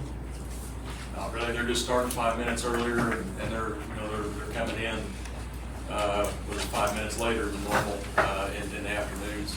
I was wondering more about the Ridership. Ridership. No, I don't believe it's affected that. Okay. I didn't know if some parents would be able to.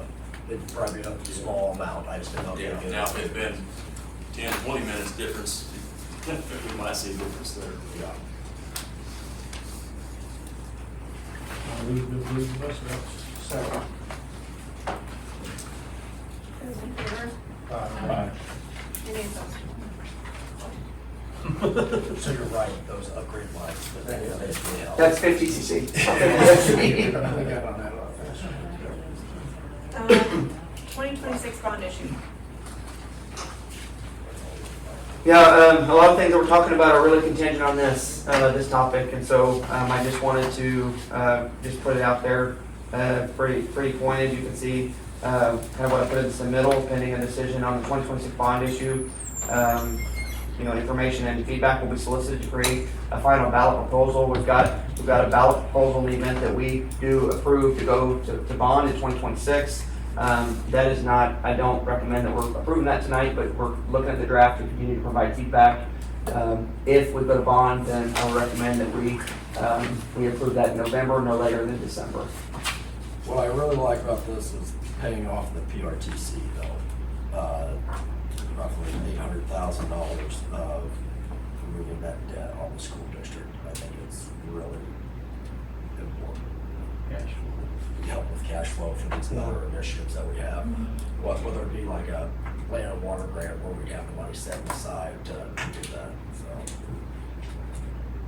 Yeah, and I think that's a big communication message that will be kind of up to us, all of us, to kind of talk about. That's hard to. If we don't talk about it, then it's hard to guess at. We talked about it a little bit in depth last time, but as far as operation cash flow from year to year, we were talking about anywhere between $100,000 and $135,000 on the year cash flow.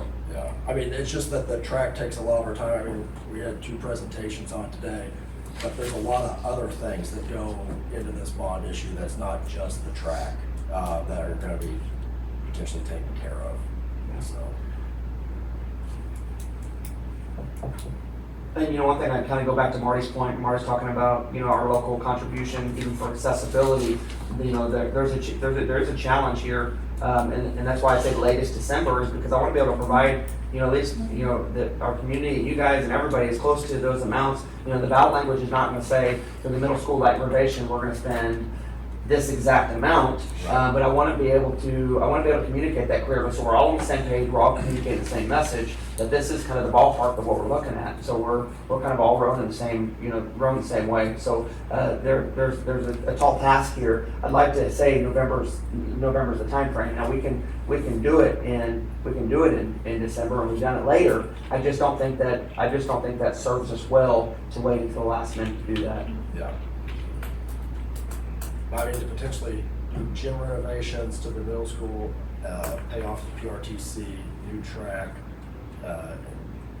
that's a lot. Yeah. So that's really, for a relatively fiscally conservative number of, $2 million.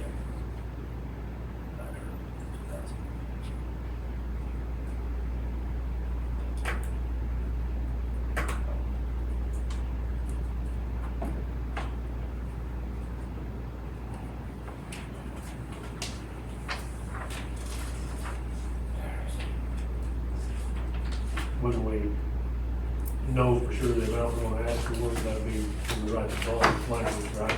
Yeah, well, I think so. I mean, again, the ballot language you can see is not, you'll have the total amount, but as far as the breakdown, we don't break down, but we all need to know, we need to be aware, we need to be able to talk about it with our community, and that's so, like I said, a tall task by November, but some of that information we've already gathered, just by getting bids and quotes over, for example, like the light renovation, we have some of that information, but I want to be able to just ensure that I've got a close, a really close amount, and we may decide once I bring that to you that we're going to establish a threshold. So you may say, up to $50,000 for the light renovation. That's just something we just have to be in consensus of.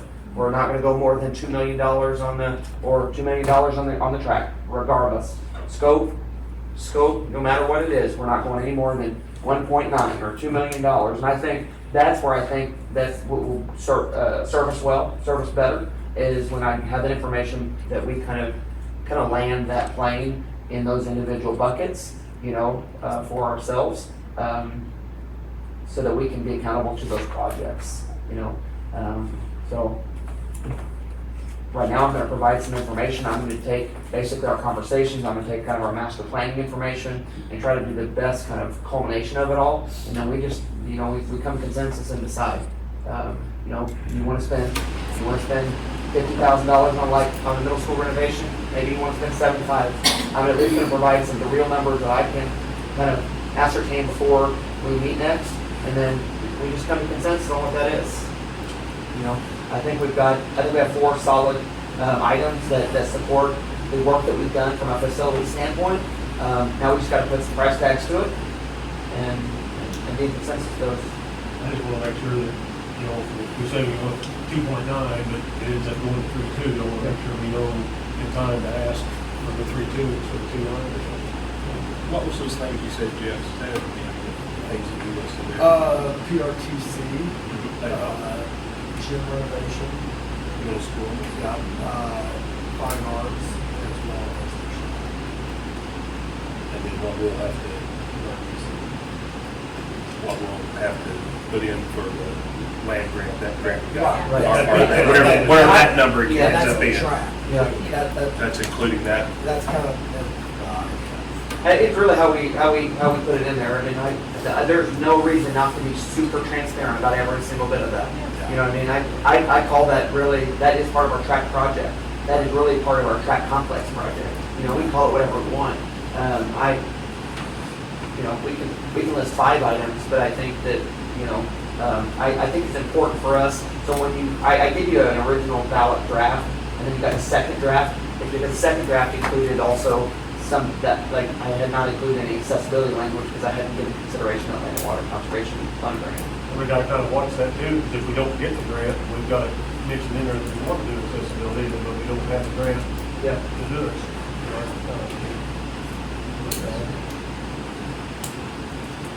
What I also don't want to do, I mean, I want to be transparent, I want to be clear, I want to let our community know what we're going after. I also don't want to, we have to have some contingency. There's got to be a level of contingency that we don't set ourselves up for failure. And so whatever we decide on that, we just need to be aware of that. I mean, I feel it's my own fault sometimes try to get too close. I think we just ensure that we are thinking about that contingency. I'd rather not put that in the ballot language if we're going to work on accessibility, but we don't know what we can or can't, for sure. The only reason I would be a proponent of it is if we don't put it in there, then we can't use those local, you know. Other than almost with every ballot language you see, is that you can see, to the extent funds are available, complete other repairs and improvements to the existing facilities. So that does cover it. That does cover it. We can market that exactly how, so it really, as long as we're on the same page, that's how we do it. That language right there at the end of that is almost what you can see in any ballot language, so that's not uncommon. So it's however we want to move forward with that. I think we keep it plain, you know, proposition C or A or whatever, don't get, you know, I agree with that. I'd be curious to see what else is on the ballot, because I think there's some other proposition things that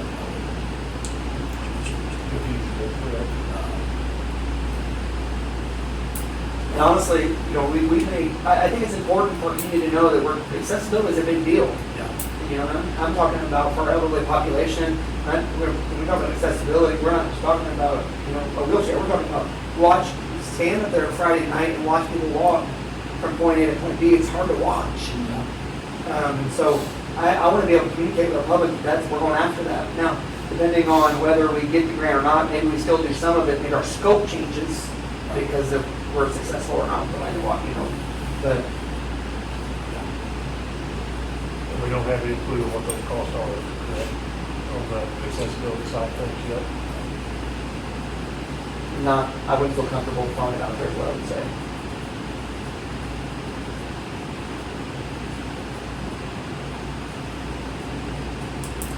Once we put the full amount in the dollar amount, and then in the bond language, you know, if it's 200,000, they have 200,000 to get accessibility. That way we know we can say, hey, it's going to get done. Then if we get the grant, that can give us 100,000 to do on the other line. You know, that says we can use it until funds are available wherever. Unless the scope of another project, I hate to say 200 is going to it. I know we're not going to say that. Right, but I mean, whatever. But if we know it's 200,000 to do it, I'm just going a great number. Right. Yeah, maybe 300,000. Whatever the match is, but saying that we're going to do accessibility. Yeah. And then we ask for more money as long as we're still under our bonding capacity amount. Because our bonding capacity is what? 3.55. 3.5, and so we're potentially asking for 295. So we have plenty of room for what we could ask for, but we're not. No, we're just asking for this. But it'd be interesting to see what those numbers come out. Right, 'cause I mean, the accessibility deal would be a big voter turnout for that. It's horrible up there. People. I think it's important for us to kind of not, I mean, we have to work off the dollars, but we have to work off the need too. Like, it's important that I think we communicate that regardless of whether we get the land and water conservation, whether we put $25,000 toward this, we're going to have to do something down in the bottom anyway to get to the track. Yes. Regardless. Yes. And so I think it serves us well to be able to communicate with our public that we're going to be addressing accessibility at that complex. But that is just me, my opinion.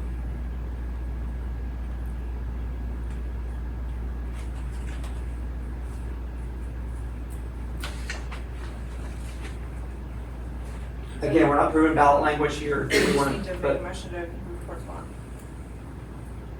Correct? yes.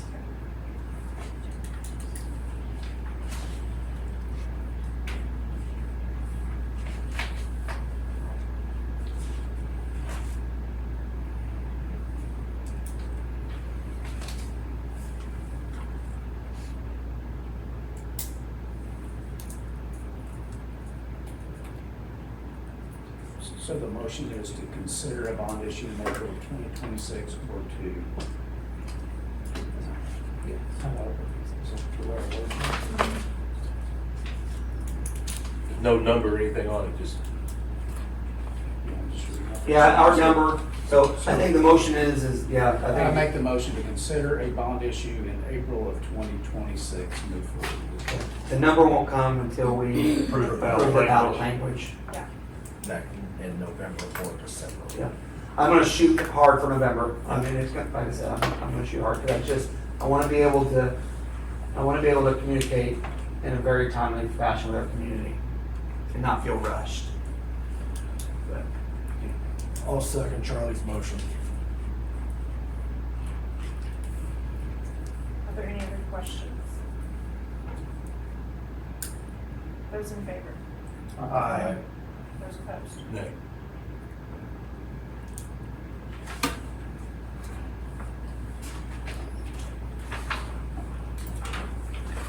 Alright, so bond draft language, that's what you gave us for read only. Yeah, is there anything tonight that you've already seen that you would like for us to give you a different draft version? Anything that you're leaning toward?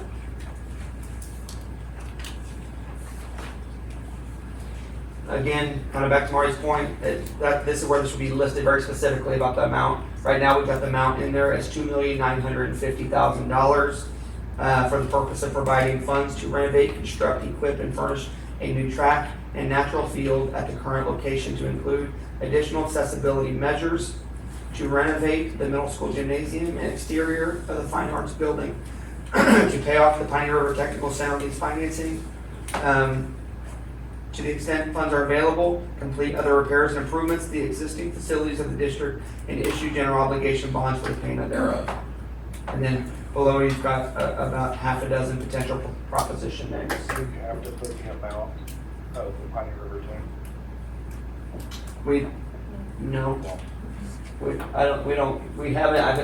I'm not saying we couldn't, typically, you don't, Half of the bond, is that what you're saying? No, I'm just saying that the language, I mean, we're gonna use it for that. No, because then you would have to line item everything that was on there, so. Is the interest amount that we owe on on that building more than what the interest amount will be on the bond?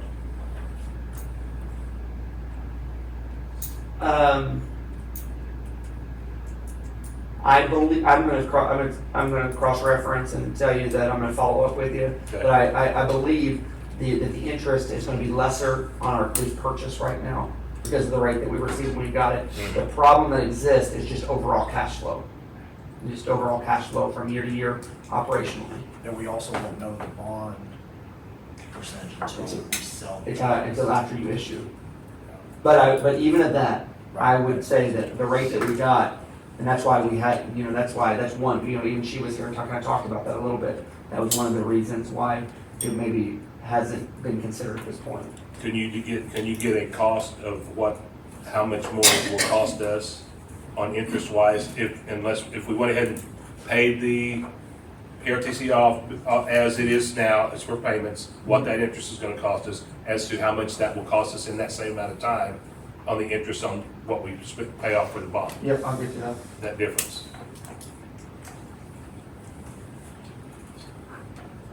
A little more interest, no lucky, you'd be better than going for Just operation. depends how much it is. Yeah.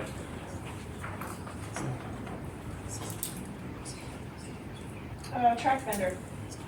Was there anything, any other? The language there. If you think of anything, let me know. We're gonna bring this back in draft. With the vendors. No, with the No, proposition that- names, yeah, language. sorry.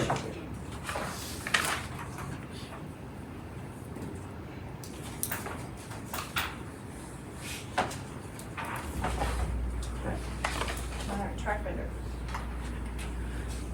So we had Geosurface and Mammoth present today. And so my recommendation is that, obviously on the submittal it says pending, but we approved to move forward with that consideration. So making a selection today would allow me to kind of negotiate on the scopes, fees, terms with that and provide more information.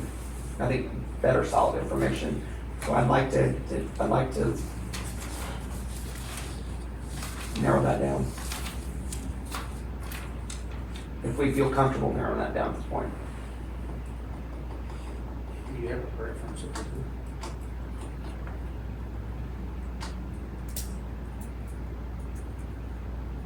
I think this is such a big, so yes, I'm not a fence rider, so I'm gonna tell you what my recommendation would be. Always my submittals, I give you my recommendation. When it comes to big ticket items, it's gotta be a board consensus. So I don't wanna skew the board. I can tell you what my recommendation is, and it's based on just time and effort on our campus. I think both companies are very similar. I think GeoSurface has a better understanding of our campus. I think that the work that they've done is a little more engineered and exact. Some things that I like about GeoSurface is that they took into consideration our drainage and retention, which is a major component for me around our track. So that I would lean, that's one of the reasons why I would lean toward GeoSurface. I'll tell you, GeoSurface has been hard to kind of come to the table because of this second round. I've kind of just honestly have had to keep them in it because I think, when you kind of go through that rigmarole with the school or any company, and then you're not successful, you're probably less motivated, and so there's a piece of that. I think they would do a good job. Again, I think they have a better handle. With Mammoth, I think they're maybe omitting a few things, not purposely, but when we talk about, I think, retention, and when we talk about fencing is a minimal scope. So that'd be my perspective, but I think in these large ticket items that we have to kind of discuss as an entire group, that's just where I'm at. We're closer to the work, that's what I needed to. But I want to, like I said, here's what I would say, is if we select one tonight and we go in to kind of negotiate, our board policy kind of read this, is that if we and I don't feel successful, that they're even coming to the table to negotiate, we can then decide to move on to the next one. And that's How late was their RFQ? the next morning. Yeah. So there's one thing that I just noticed, and it might be worth you following up and asking, but the civil engineer that was here did not like their process of the soil stabilization. I watched him communicate with his partner and say, no. And I know they explained their process and it was drawn out a little bit longer. Yeah. And so just finding out maybe what their concern was, where you can quiz the other, does that make sense? Yep. Because that bothered me a little bit, because that's a pretty important piece on That's the longevity. I also think that they overestimated, and they said they overestimated. I didn't love it. I thought their timeline was, longer. Even if you go back to kind of burn ATG, which ATG hasn't come to the table in a while. Sure. If you look at ATG and you look at Burn Jones, they're talking about putting something in about 90 days. Yeah. And so, I don't take that for whatever it's worth to you. There's a lot of factors in a 90-day track that we're probably not a 90-day project, but those companies I remember when we first went to this effort, they communicated that was a selling point, was kind of a 90-day, but I would also, Coach Hall or Athletic Director, I'm not trying to put you on the spot, but you've also had some communication probably with these companies. Do you have any thoughts on either of them? I mean, I think between the two of them, I think Dr. Copley will be able to negotiate and get a better response from GeoServices. I just remember their presentation from last time, and it was in depth. It was actually really. You guys had that last time. I didn't want to make another set of copies, but you could see they And I just remember that. they had a pretty good idea of the lay of the land, so I'd say, I felt like. There was just a lot that went into it last time, so. Into their estimate. Huh? Into their Yeah. estimate, I think their bid will be more accurate because of the work they put in prior, but they also rewarded and so they had time to work on it for us for all issues. With all the different things they said tonight about some of them bid this high, that, is there any way we can even have an accurate amount for each of them? I mean, a cost, or is it just, it seemed to me like it was kind of up in the air because they both said, well, estimated this high or this. Yeah, I mean, the tabulation sheet's my best effort to get it, it's hard. The tabulation sheet's the best effort I can get it to apples, and it still is not yet apples to apples. 'Cause there was a Even in lot talking, of even that. talking with them, you know, it doesn't, they just basically show that it's not as apples to apples that we try to get. So, you know, you gotta just take it with a grain of salt. I think at this point, what I'm asking is to think about the vendor that you maybe have a little bit more confidence in. Again, I don't think it limits us. If we were to pick Mammoth, and I were to go to negotiate with Mammoth, and get to a point that, you know, I would be able to, I mean, I'm gonna come to you and say, here's where here's some more details, here's where we got to. Now here's kind of a price tag that kind of backfills our bond language, our ballot language. Maybe we're happy with that, maybe we're not. If I'm not happy with that, then that, you know, I'm gonna have to recommend that we consider the next option.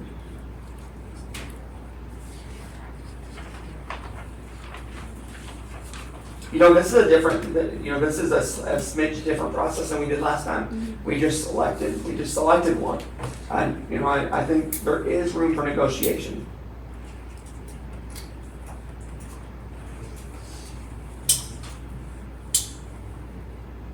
I mean, I would ask what everybody else's thoughts were. I mean, that's what. It's hard to do without a number.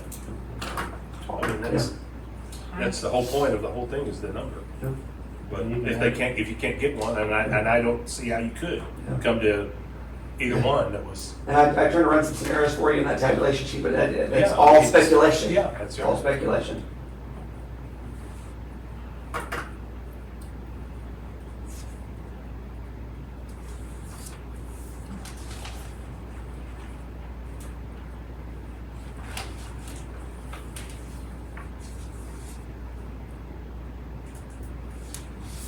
So you need a motion to pick a vendor tonight? I would like to move forward with a primary recommendation so I can get started with them. That way we can get the Yeah. numbers in the time for ballot, maybe. Well, I make a motion for Geo Services since you recommend anything here. I'll second that. Can I, before we go on, and maybe this is a ballot thing, maybe this is the same conversation, but as we start getting into this work, as we think about 2.95 million, when we break that into 4 categories, can we establish what that threshold is so that I kind of know what our North Star is kind of working toward? I mean, I'm not saying that's exactly where we land, but can we kind of come up with an idea? You know, Well, we're talking the whole bond oh, issue. yeah, the whole bond issue. And so he wants a breakdown of Just what we're. so I can kind of work toward, you know what I mean? When I'm negotiating, I'm trying to pare it down to a certain point. Are we thinking for the whole, for the track portion, Yeah, that's what I was talking about. 1.95? Yeah. Is that what the number they had, or what was the number they had? They were under that, they were at 1.8. Yeah, 1.8. Was that? That- 1.6 was the base, and then by adding everything, I'm like That was- 1.82 or Yes, 82.50. with some additional lights and And he even said on that, he said it shows That- upgrade to the FC, the 50 FC, I- but he said he thought his base would probably Yeah. have that, and it was supposed to be Yeah. set. And I know what they're saying, but I gotta capture that a little bit. You know, Exactly. the fencing seems pretty pricey to me, I don't know, maybe it's not. yes, and so I was looking at 6, which is the concrete stabilization and the additional lights, and it was 1.86. Ultimately, we don't give the go-ahead for any contractor or any of them until we issue the contract. Correct. This And is all of just that's and all of that would be outlined specifically. But But because of the way the ballot, I mean, you gotta work Not kind of asking extra. for anything additional, not additional curbing, additional shock pads, not additional, there's no frills, thrills, or nothing. I mean, it'll have all your, you know, your field events, all your stuff, that stuff will be covered, yes. Yes, but I mean, it was the concrete, or it was the stabilization which we have to have, and then incorporate the lighting, which may or may not be in his bid. Correct, he was gonna check on that. Right. And then the fencing, I do not put fencing. But I thought Fencing. that was high. I thought that was high. yeah, but that's. Are you talking about geosurface Mammoth was included, but Yeah. they were included, but for the small scope of project. Yes, it was just to connect to So- the existing and just on that backside of it. On Geo, did they include all of the shot put and all that stuff? It's in the basement. Yeah, it's all in the See, basement. and that wasn't in Mammoth. Yeah, it was. No, that's, That was in all of their It's- additional, I thought. it's this. All of this is right here. Oh, And so that, And that was confusing. That That was was confusing. confusing. Yeah, And he I- verbalized it twice. He verbalized Yeah. that twice, that all of that was under the base plan. But I Yeah, know what 'cause I you're kept saying, but I looking seen at that, and I'm that like, and that's I'm like- confusing. well, that's kind Jeff, of was your pointless. numbers including the, moving the football field stuff, was that including that also? not in Mammoth. Mammoth.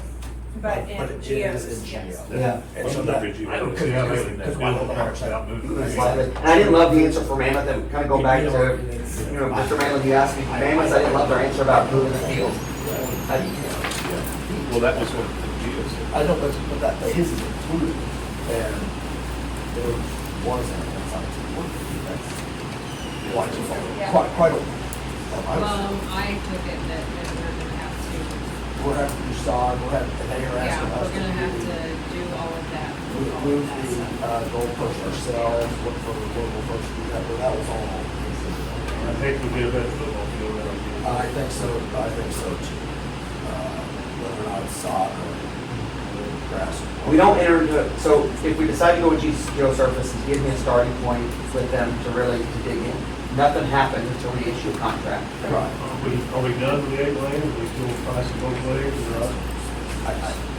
I just, so we don't have, I mean, they both said that if we go to the 8 lane, the soil stabilization is gonna be a lot more intense. I think 6 is quite a ways over, just going out there. But here's, until you negotiate that, you're just me. I mean, I gotta advocate for this. I'm in consensus with everybody. I'm good with 6 lane, I'm good with the natural field. But once the field's there, once the footprint is there, it's there. And so I would say, until I can get them on campus to really iron this out, like, there could be another scenario. There could be another scenario. By that, I mean, one thing we talked about is even going westward a little bit, into the bottom portion of that large platform. Now, I'm not saying we have to iron that out and agree to that today, but I'm just saying those are the components that I want to give some if-then statements that potentially could come to the table and all be satisfied. If I'm advocating, because our people aren't even here to advocate, I gotta advocate for our people, is that the footprint of the 8 lane, at least for our track people, and obviously that would be what they would want. I'm not saying 8 lane track, I'm just saying, please give me the opportunity to negotiate that to the desired price tag. I mean, if we can get an 8 lane in there and it's gonna be around the same price tag, it's a no-brainer.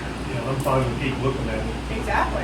It all depends, I mean, the ranges that they gave us for Earth, I mean, it was this big. Big, of course. I mean, it was, If you're gonna it get was into a that lot. mark and you can get an 8 lane out of it, like you said, the footprint's there, it's there. Yeah, well, that's where I'm at. Okay, so, Justin or Justin? yeah, we have a motion second to go with, geosurfaces.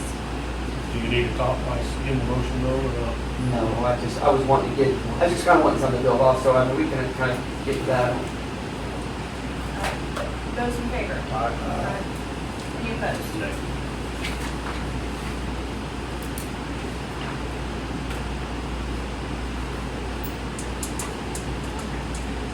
Automotive technology sponsorship package. Yes, in your board packet, you've got a kind of a full encompassing automotive technology sponsorship packet. It's pretty intense. I think it's well done. I want to kind of give a big thank you to Mrs. Munson for really working extremely hard with the advisory council to come up with this. And so I'm kind of proud of the product we created here. I think it'll kind of get us started and kind of drum up some business here. So, my recommendation would move forward with that to help support our local effort for this project.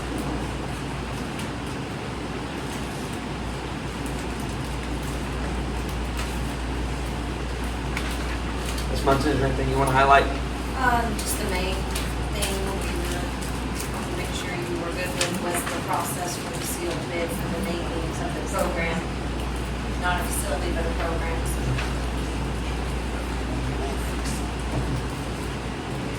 I make a motion to approve this. Second.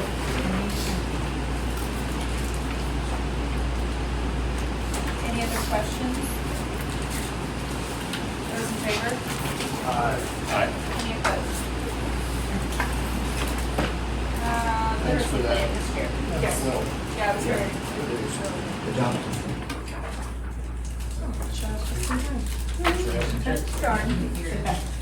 You guys have a copy of our proposed updates for our literacy plan. The original one was written in 23-24. A lot's changed in the last 2 years, so just felt like it needed to be updated.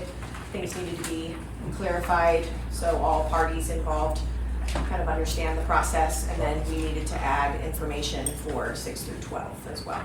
So everything in yellow would be an addition, everything with a strikeout would be.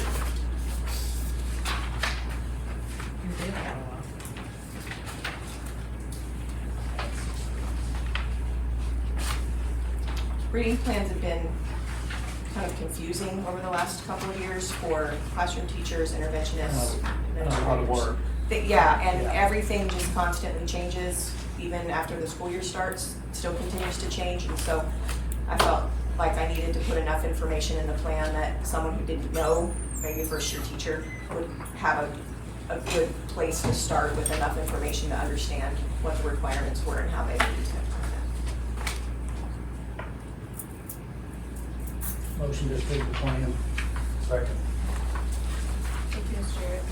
Thank you, Those Sheriff. in favor? Aye. Aye. Any opposed?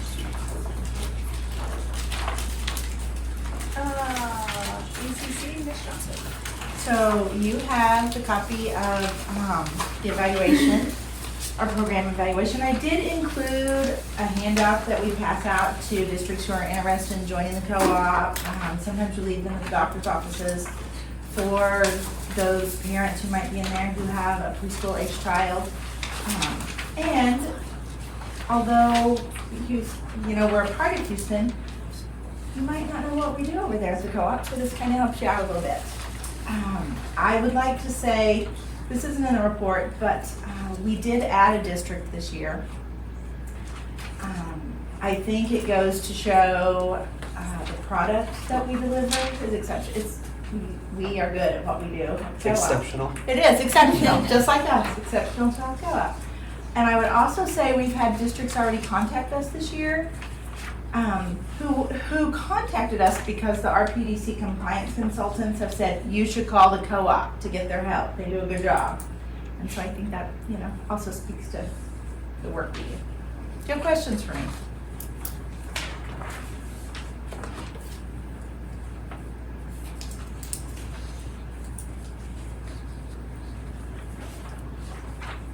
Thank you, Joe. Thank you, Ms. Johnson.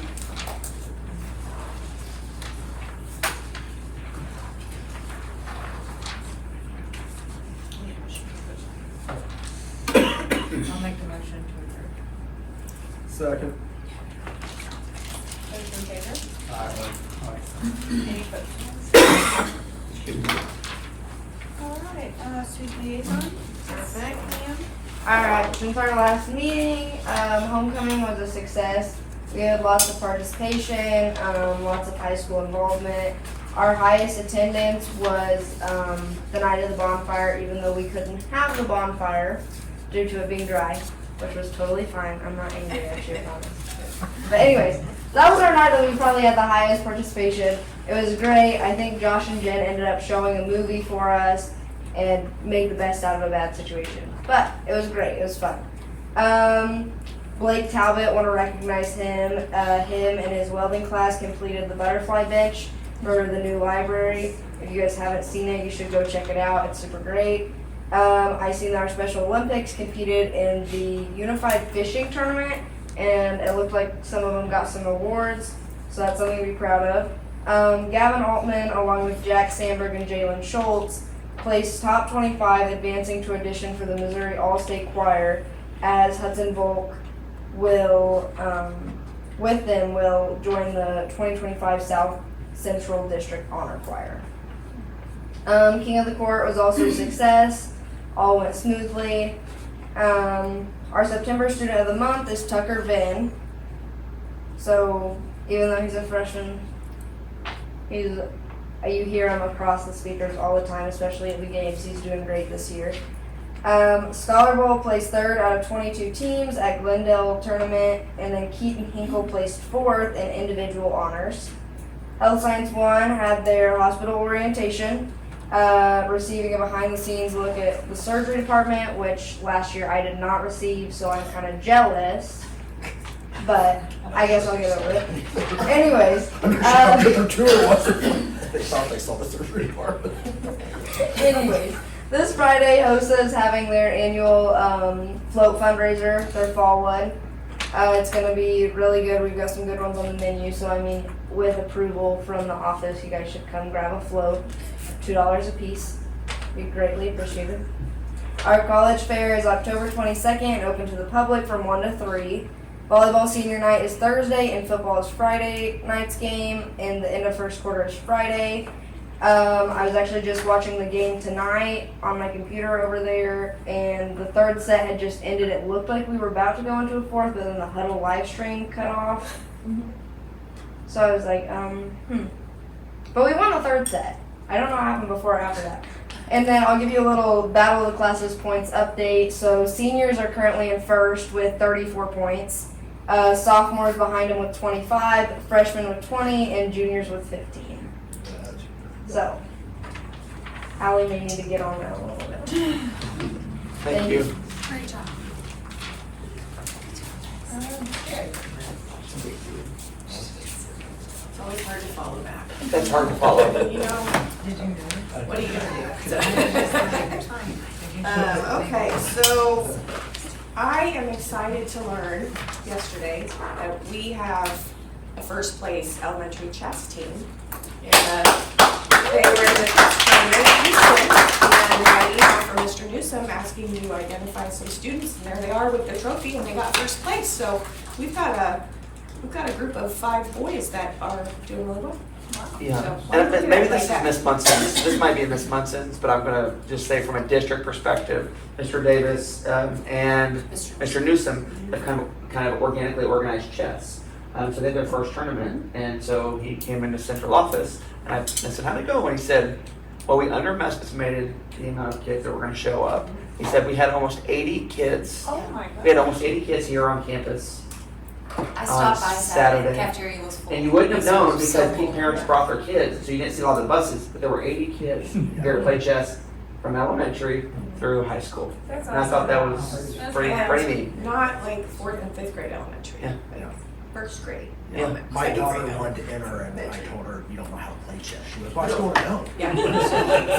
Second, They're third, building a lot of first, excitement. I was like, what? I read it. So anyways, I was excited to learn that apparently I have a chess team, which is fantastic. And they got first place at our tournament that we They were hosted. recruited by one of our subs, is what Mr. Yes. Davis had told me. Yes. So then Mr. Davis said, maybe I can Yeah. start going over there once a week after school and practicing with elementary. You So come on over. yeah. So, it was really, really great. So they were pretty excited about it, and their trophies actually sitting on the counter in the office. Yep. So yep. So we had our health fair in September. Texas County Technical College always helps us with that. Do a good job. We screened 230 kids, which is a lot. We also had our dental event, and Family Dentistry of Houston does that for us every year as well. So we were able to screen 126 students, which I believe that's a pretty significant number as well. 109 got fluoride treatments, and 3 of them got a referral for emergency dental care. I just want to take a second to thank Mrs. Moore for all of her hard work for our Career on Wheels. This has been something that has been building every year, and it gets bigger and better.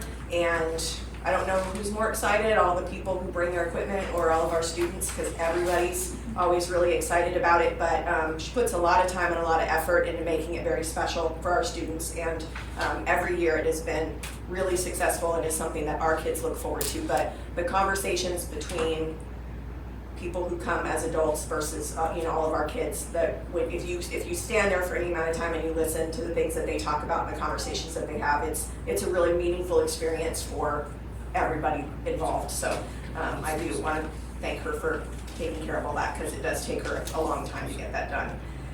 And then our 4th graders always go to the fairgrounds every year and participate in that Bag Expo, and great experience for everybody. I included our beginning of the year assessment data for you. to look over our current enrollment. 463 students, we're 16 students up from this time last year. 77 students right now at preschool, which is good, great numbers. And upcoming activities, so the book fair started today, but Grandparents Week starts tomorrow, which is big, next 5 days, big deal, all you grandparents. I'm looking forward to breaking another sales record. That's our goal. Our book fair is bigger this year than it ever has been, and Mrs. Gulick will still make arrangements to move part of the book fair over to the preschool so they get to experience Grandparents' Day as well. So we move that in one day and then back up for the finale of Parent Conference Night. We got field trips coming up, and our first music program will be our first grade Proud Americans for Veterans Day. Thank you. Yep.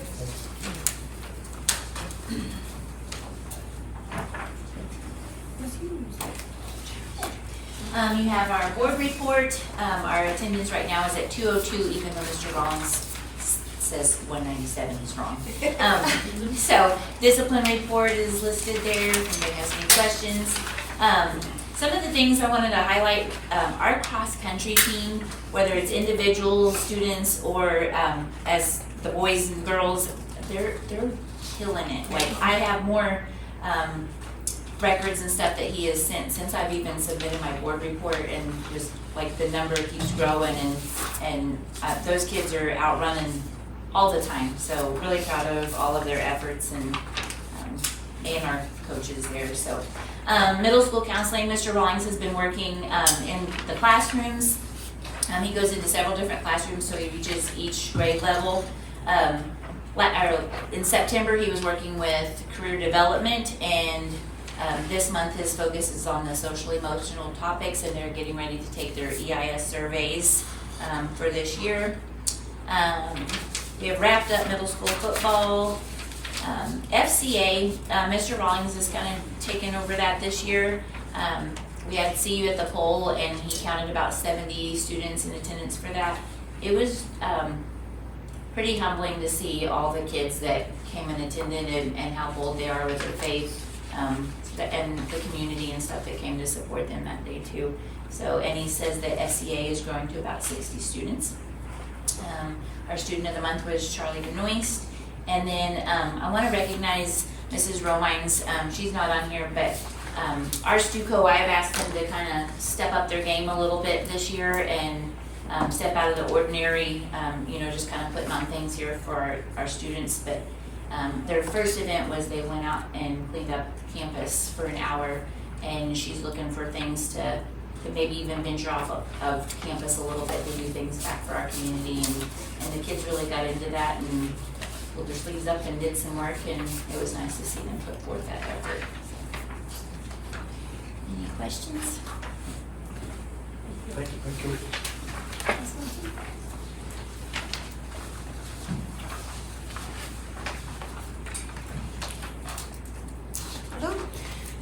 You have a copy of the high school report. I do want to highlight a few things. Our October proportional attendance is holding strong at 94.27%. I looked at last year's October board report just to get some reference of where we stood last year, and we were at 92, so that's an improvement over a year ago.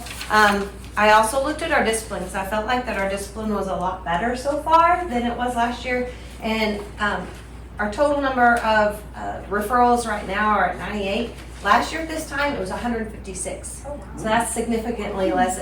Mostly tardies. We're only at 43, where last year we were at 89. And we're starting 5 minutes earlier. So I think those are all great celebrations. Our football record is at 4-3. We have a couple tough weeks ahead of us, and then we start districts. Our ladies, I don't know, for volleyball, I'm not sure what they did tonight, but I think they were at 18 wins as of last night. This is their last week of regular season play, and they start districts next week, and it will be held at Mountain Grove. Our cross country had their SCA meet last night in Willow Springs. Our girls not only had the individual champion, but they also placed first as a girls team. So they're doing great. Really looking forward to what districts holds for that team. And Addison had mentioned it, but senior night will be Thursday night for volleyball and Friday night for football, cheer, and band.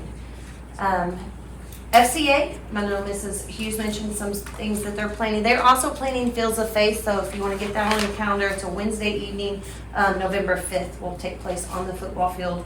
That group organizes that. NHS, I want to bring your attention to what they're doing this year. Trooper Pointer had reached out to us with this information, and NHS just took it and are running with it. They are organizing or helping with the annual Missouri State Highway Patrol Trooper James M. Baba Toy Drive. So you'll be seeing information about that if you haven't already, for asking for donations for new toys. Not they have to be in a package because those are donated to the Children's Hospital in November in St. Louis. And so we're excited to be able to help with that effort this year. I had it on here to talk about our chess tournament. You stole my thunder like you knew you would, but I just want to give kudos to those teachers that they're doing a phenomenal job with that group. I've had a couple graduates already tell me, I wish they'd have had that when I was here. So I love to see that. So we're offering things outside the box for all of our students. But as was mentioned on the agenda, we are underway with our fundraising efforts toward the Automotive Technology Program. We have a subcommittee that some of you in this room are on that committee, but that has been working hard trying to brainstorm ways so we can get some money kicked off for that program. We have the sponsorship tiers, which was in your packet, but we also are doing a raffle, which should get published tomorrow. I have the raffle tickets with me, but we're selling 200 tickets at $50 each, and 2 tickets will be drawn. One is for a deer blind that's going to be fabricated by our welding department, and the other one is for a Savage Axis gun rifle. And so both of some of the material for the deer blind has been donated, and so it won't be completely out of the profits, so the cost of that blind won't be completely out of the profits, and then the rifle was donated as well. So thankful for all of the community support already that we've seen with that, the implementation of that program. Prom, they've already set the date and location. It'll be April 11th at the Pine Meadows facility in Willow Springs, Missouri. They have not selected their after prom venue yet. They're waiting on some pricing.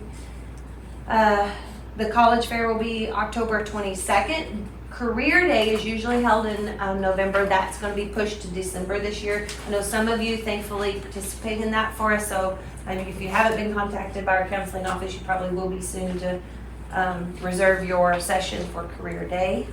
Student PD Day. This is something that we started last year, our counseling office did, and I love this because it's something that our teachers are offering lessons that necessarily isn't in the curriculum. And so this year we have teachers offering how to detail a car, how to process a deer, how to, there's some money management classes, how to tie ties, some etiquette stuff. Anyway, just things that's outside, some soft skills, some things that are outside of our regular curriculum. So all of our teachers are offering those sessions the day that we dismiss early for parent-teacher conferences. So on the 23rd, and that's for grades 9 through 11. Our seniors are participating in a real simulation that Mrs. Russ organizes, and it's a great life awareness for our seniors. It's a great event that she puts on. And so all of that's taking place the morning, the first 4 hours of the 23rd. So looking forward to that. Lots of preparation in motion for all of those things. You guys have any questions about anything on the report? Okay, thank you.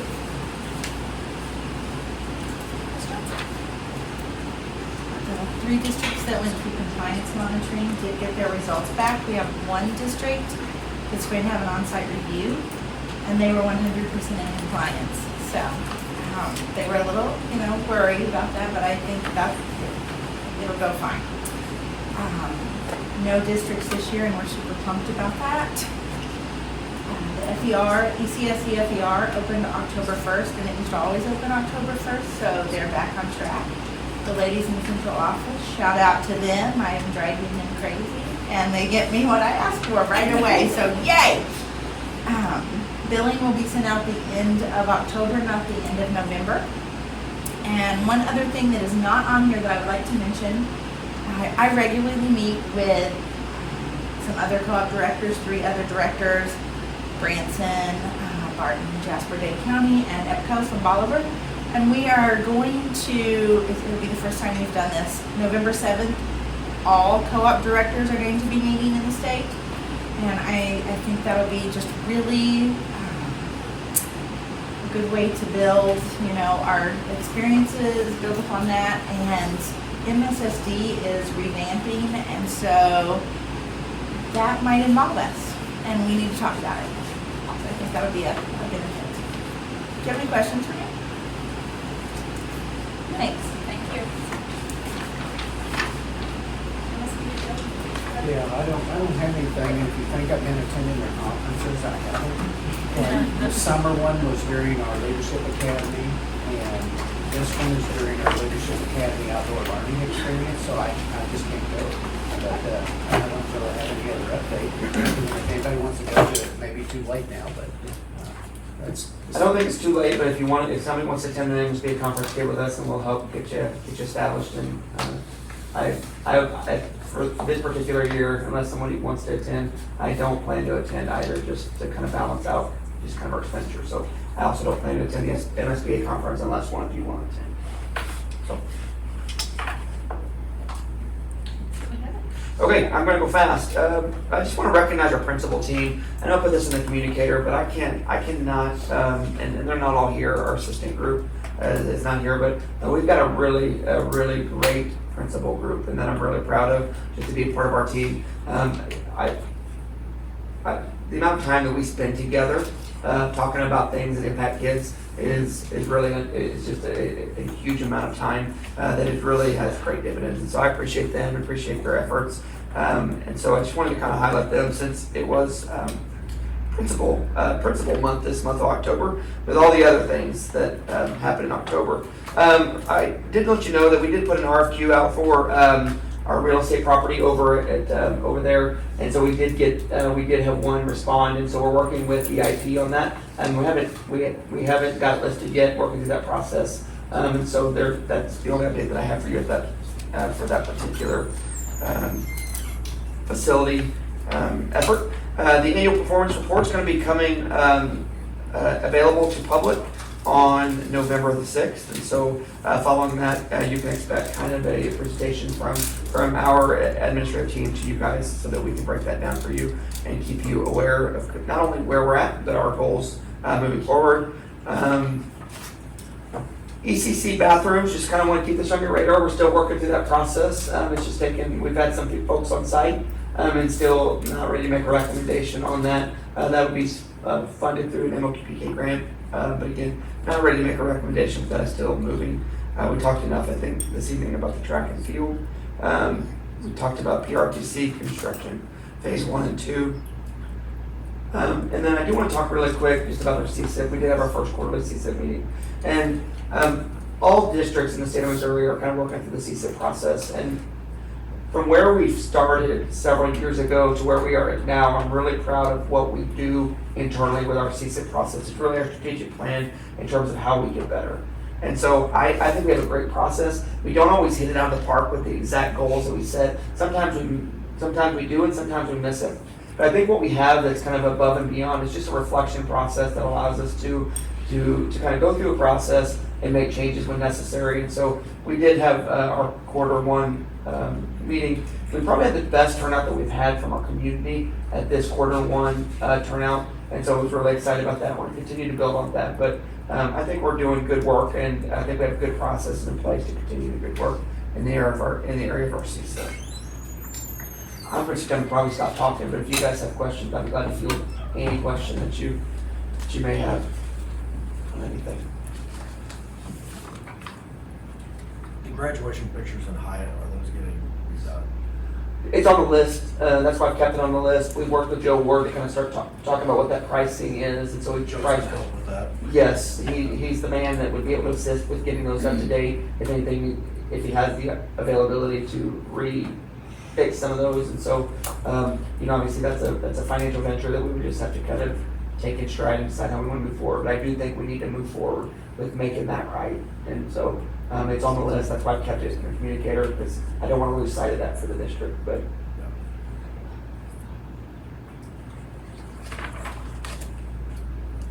Anything else?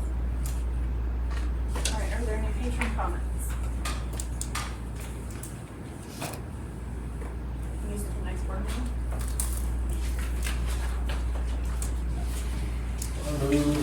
next board meeting, November 11th, 2025, here in the library. Is there a- Second that. Those in favor? Aye. Aye.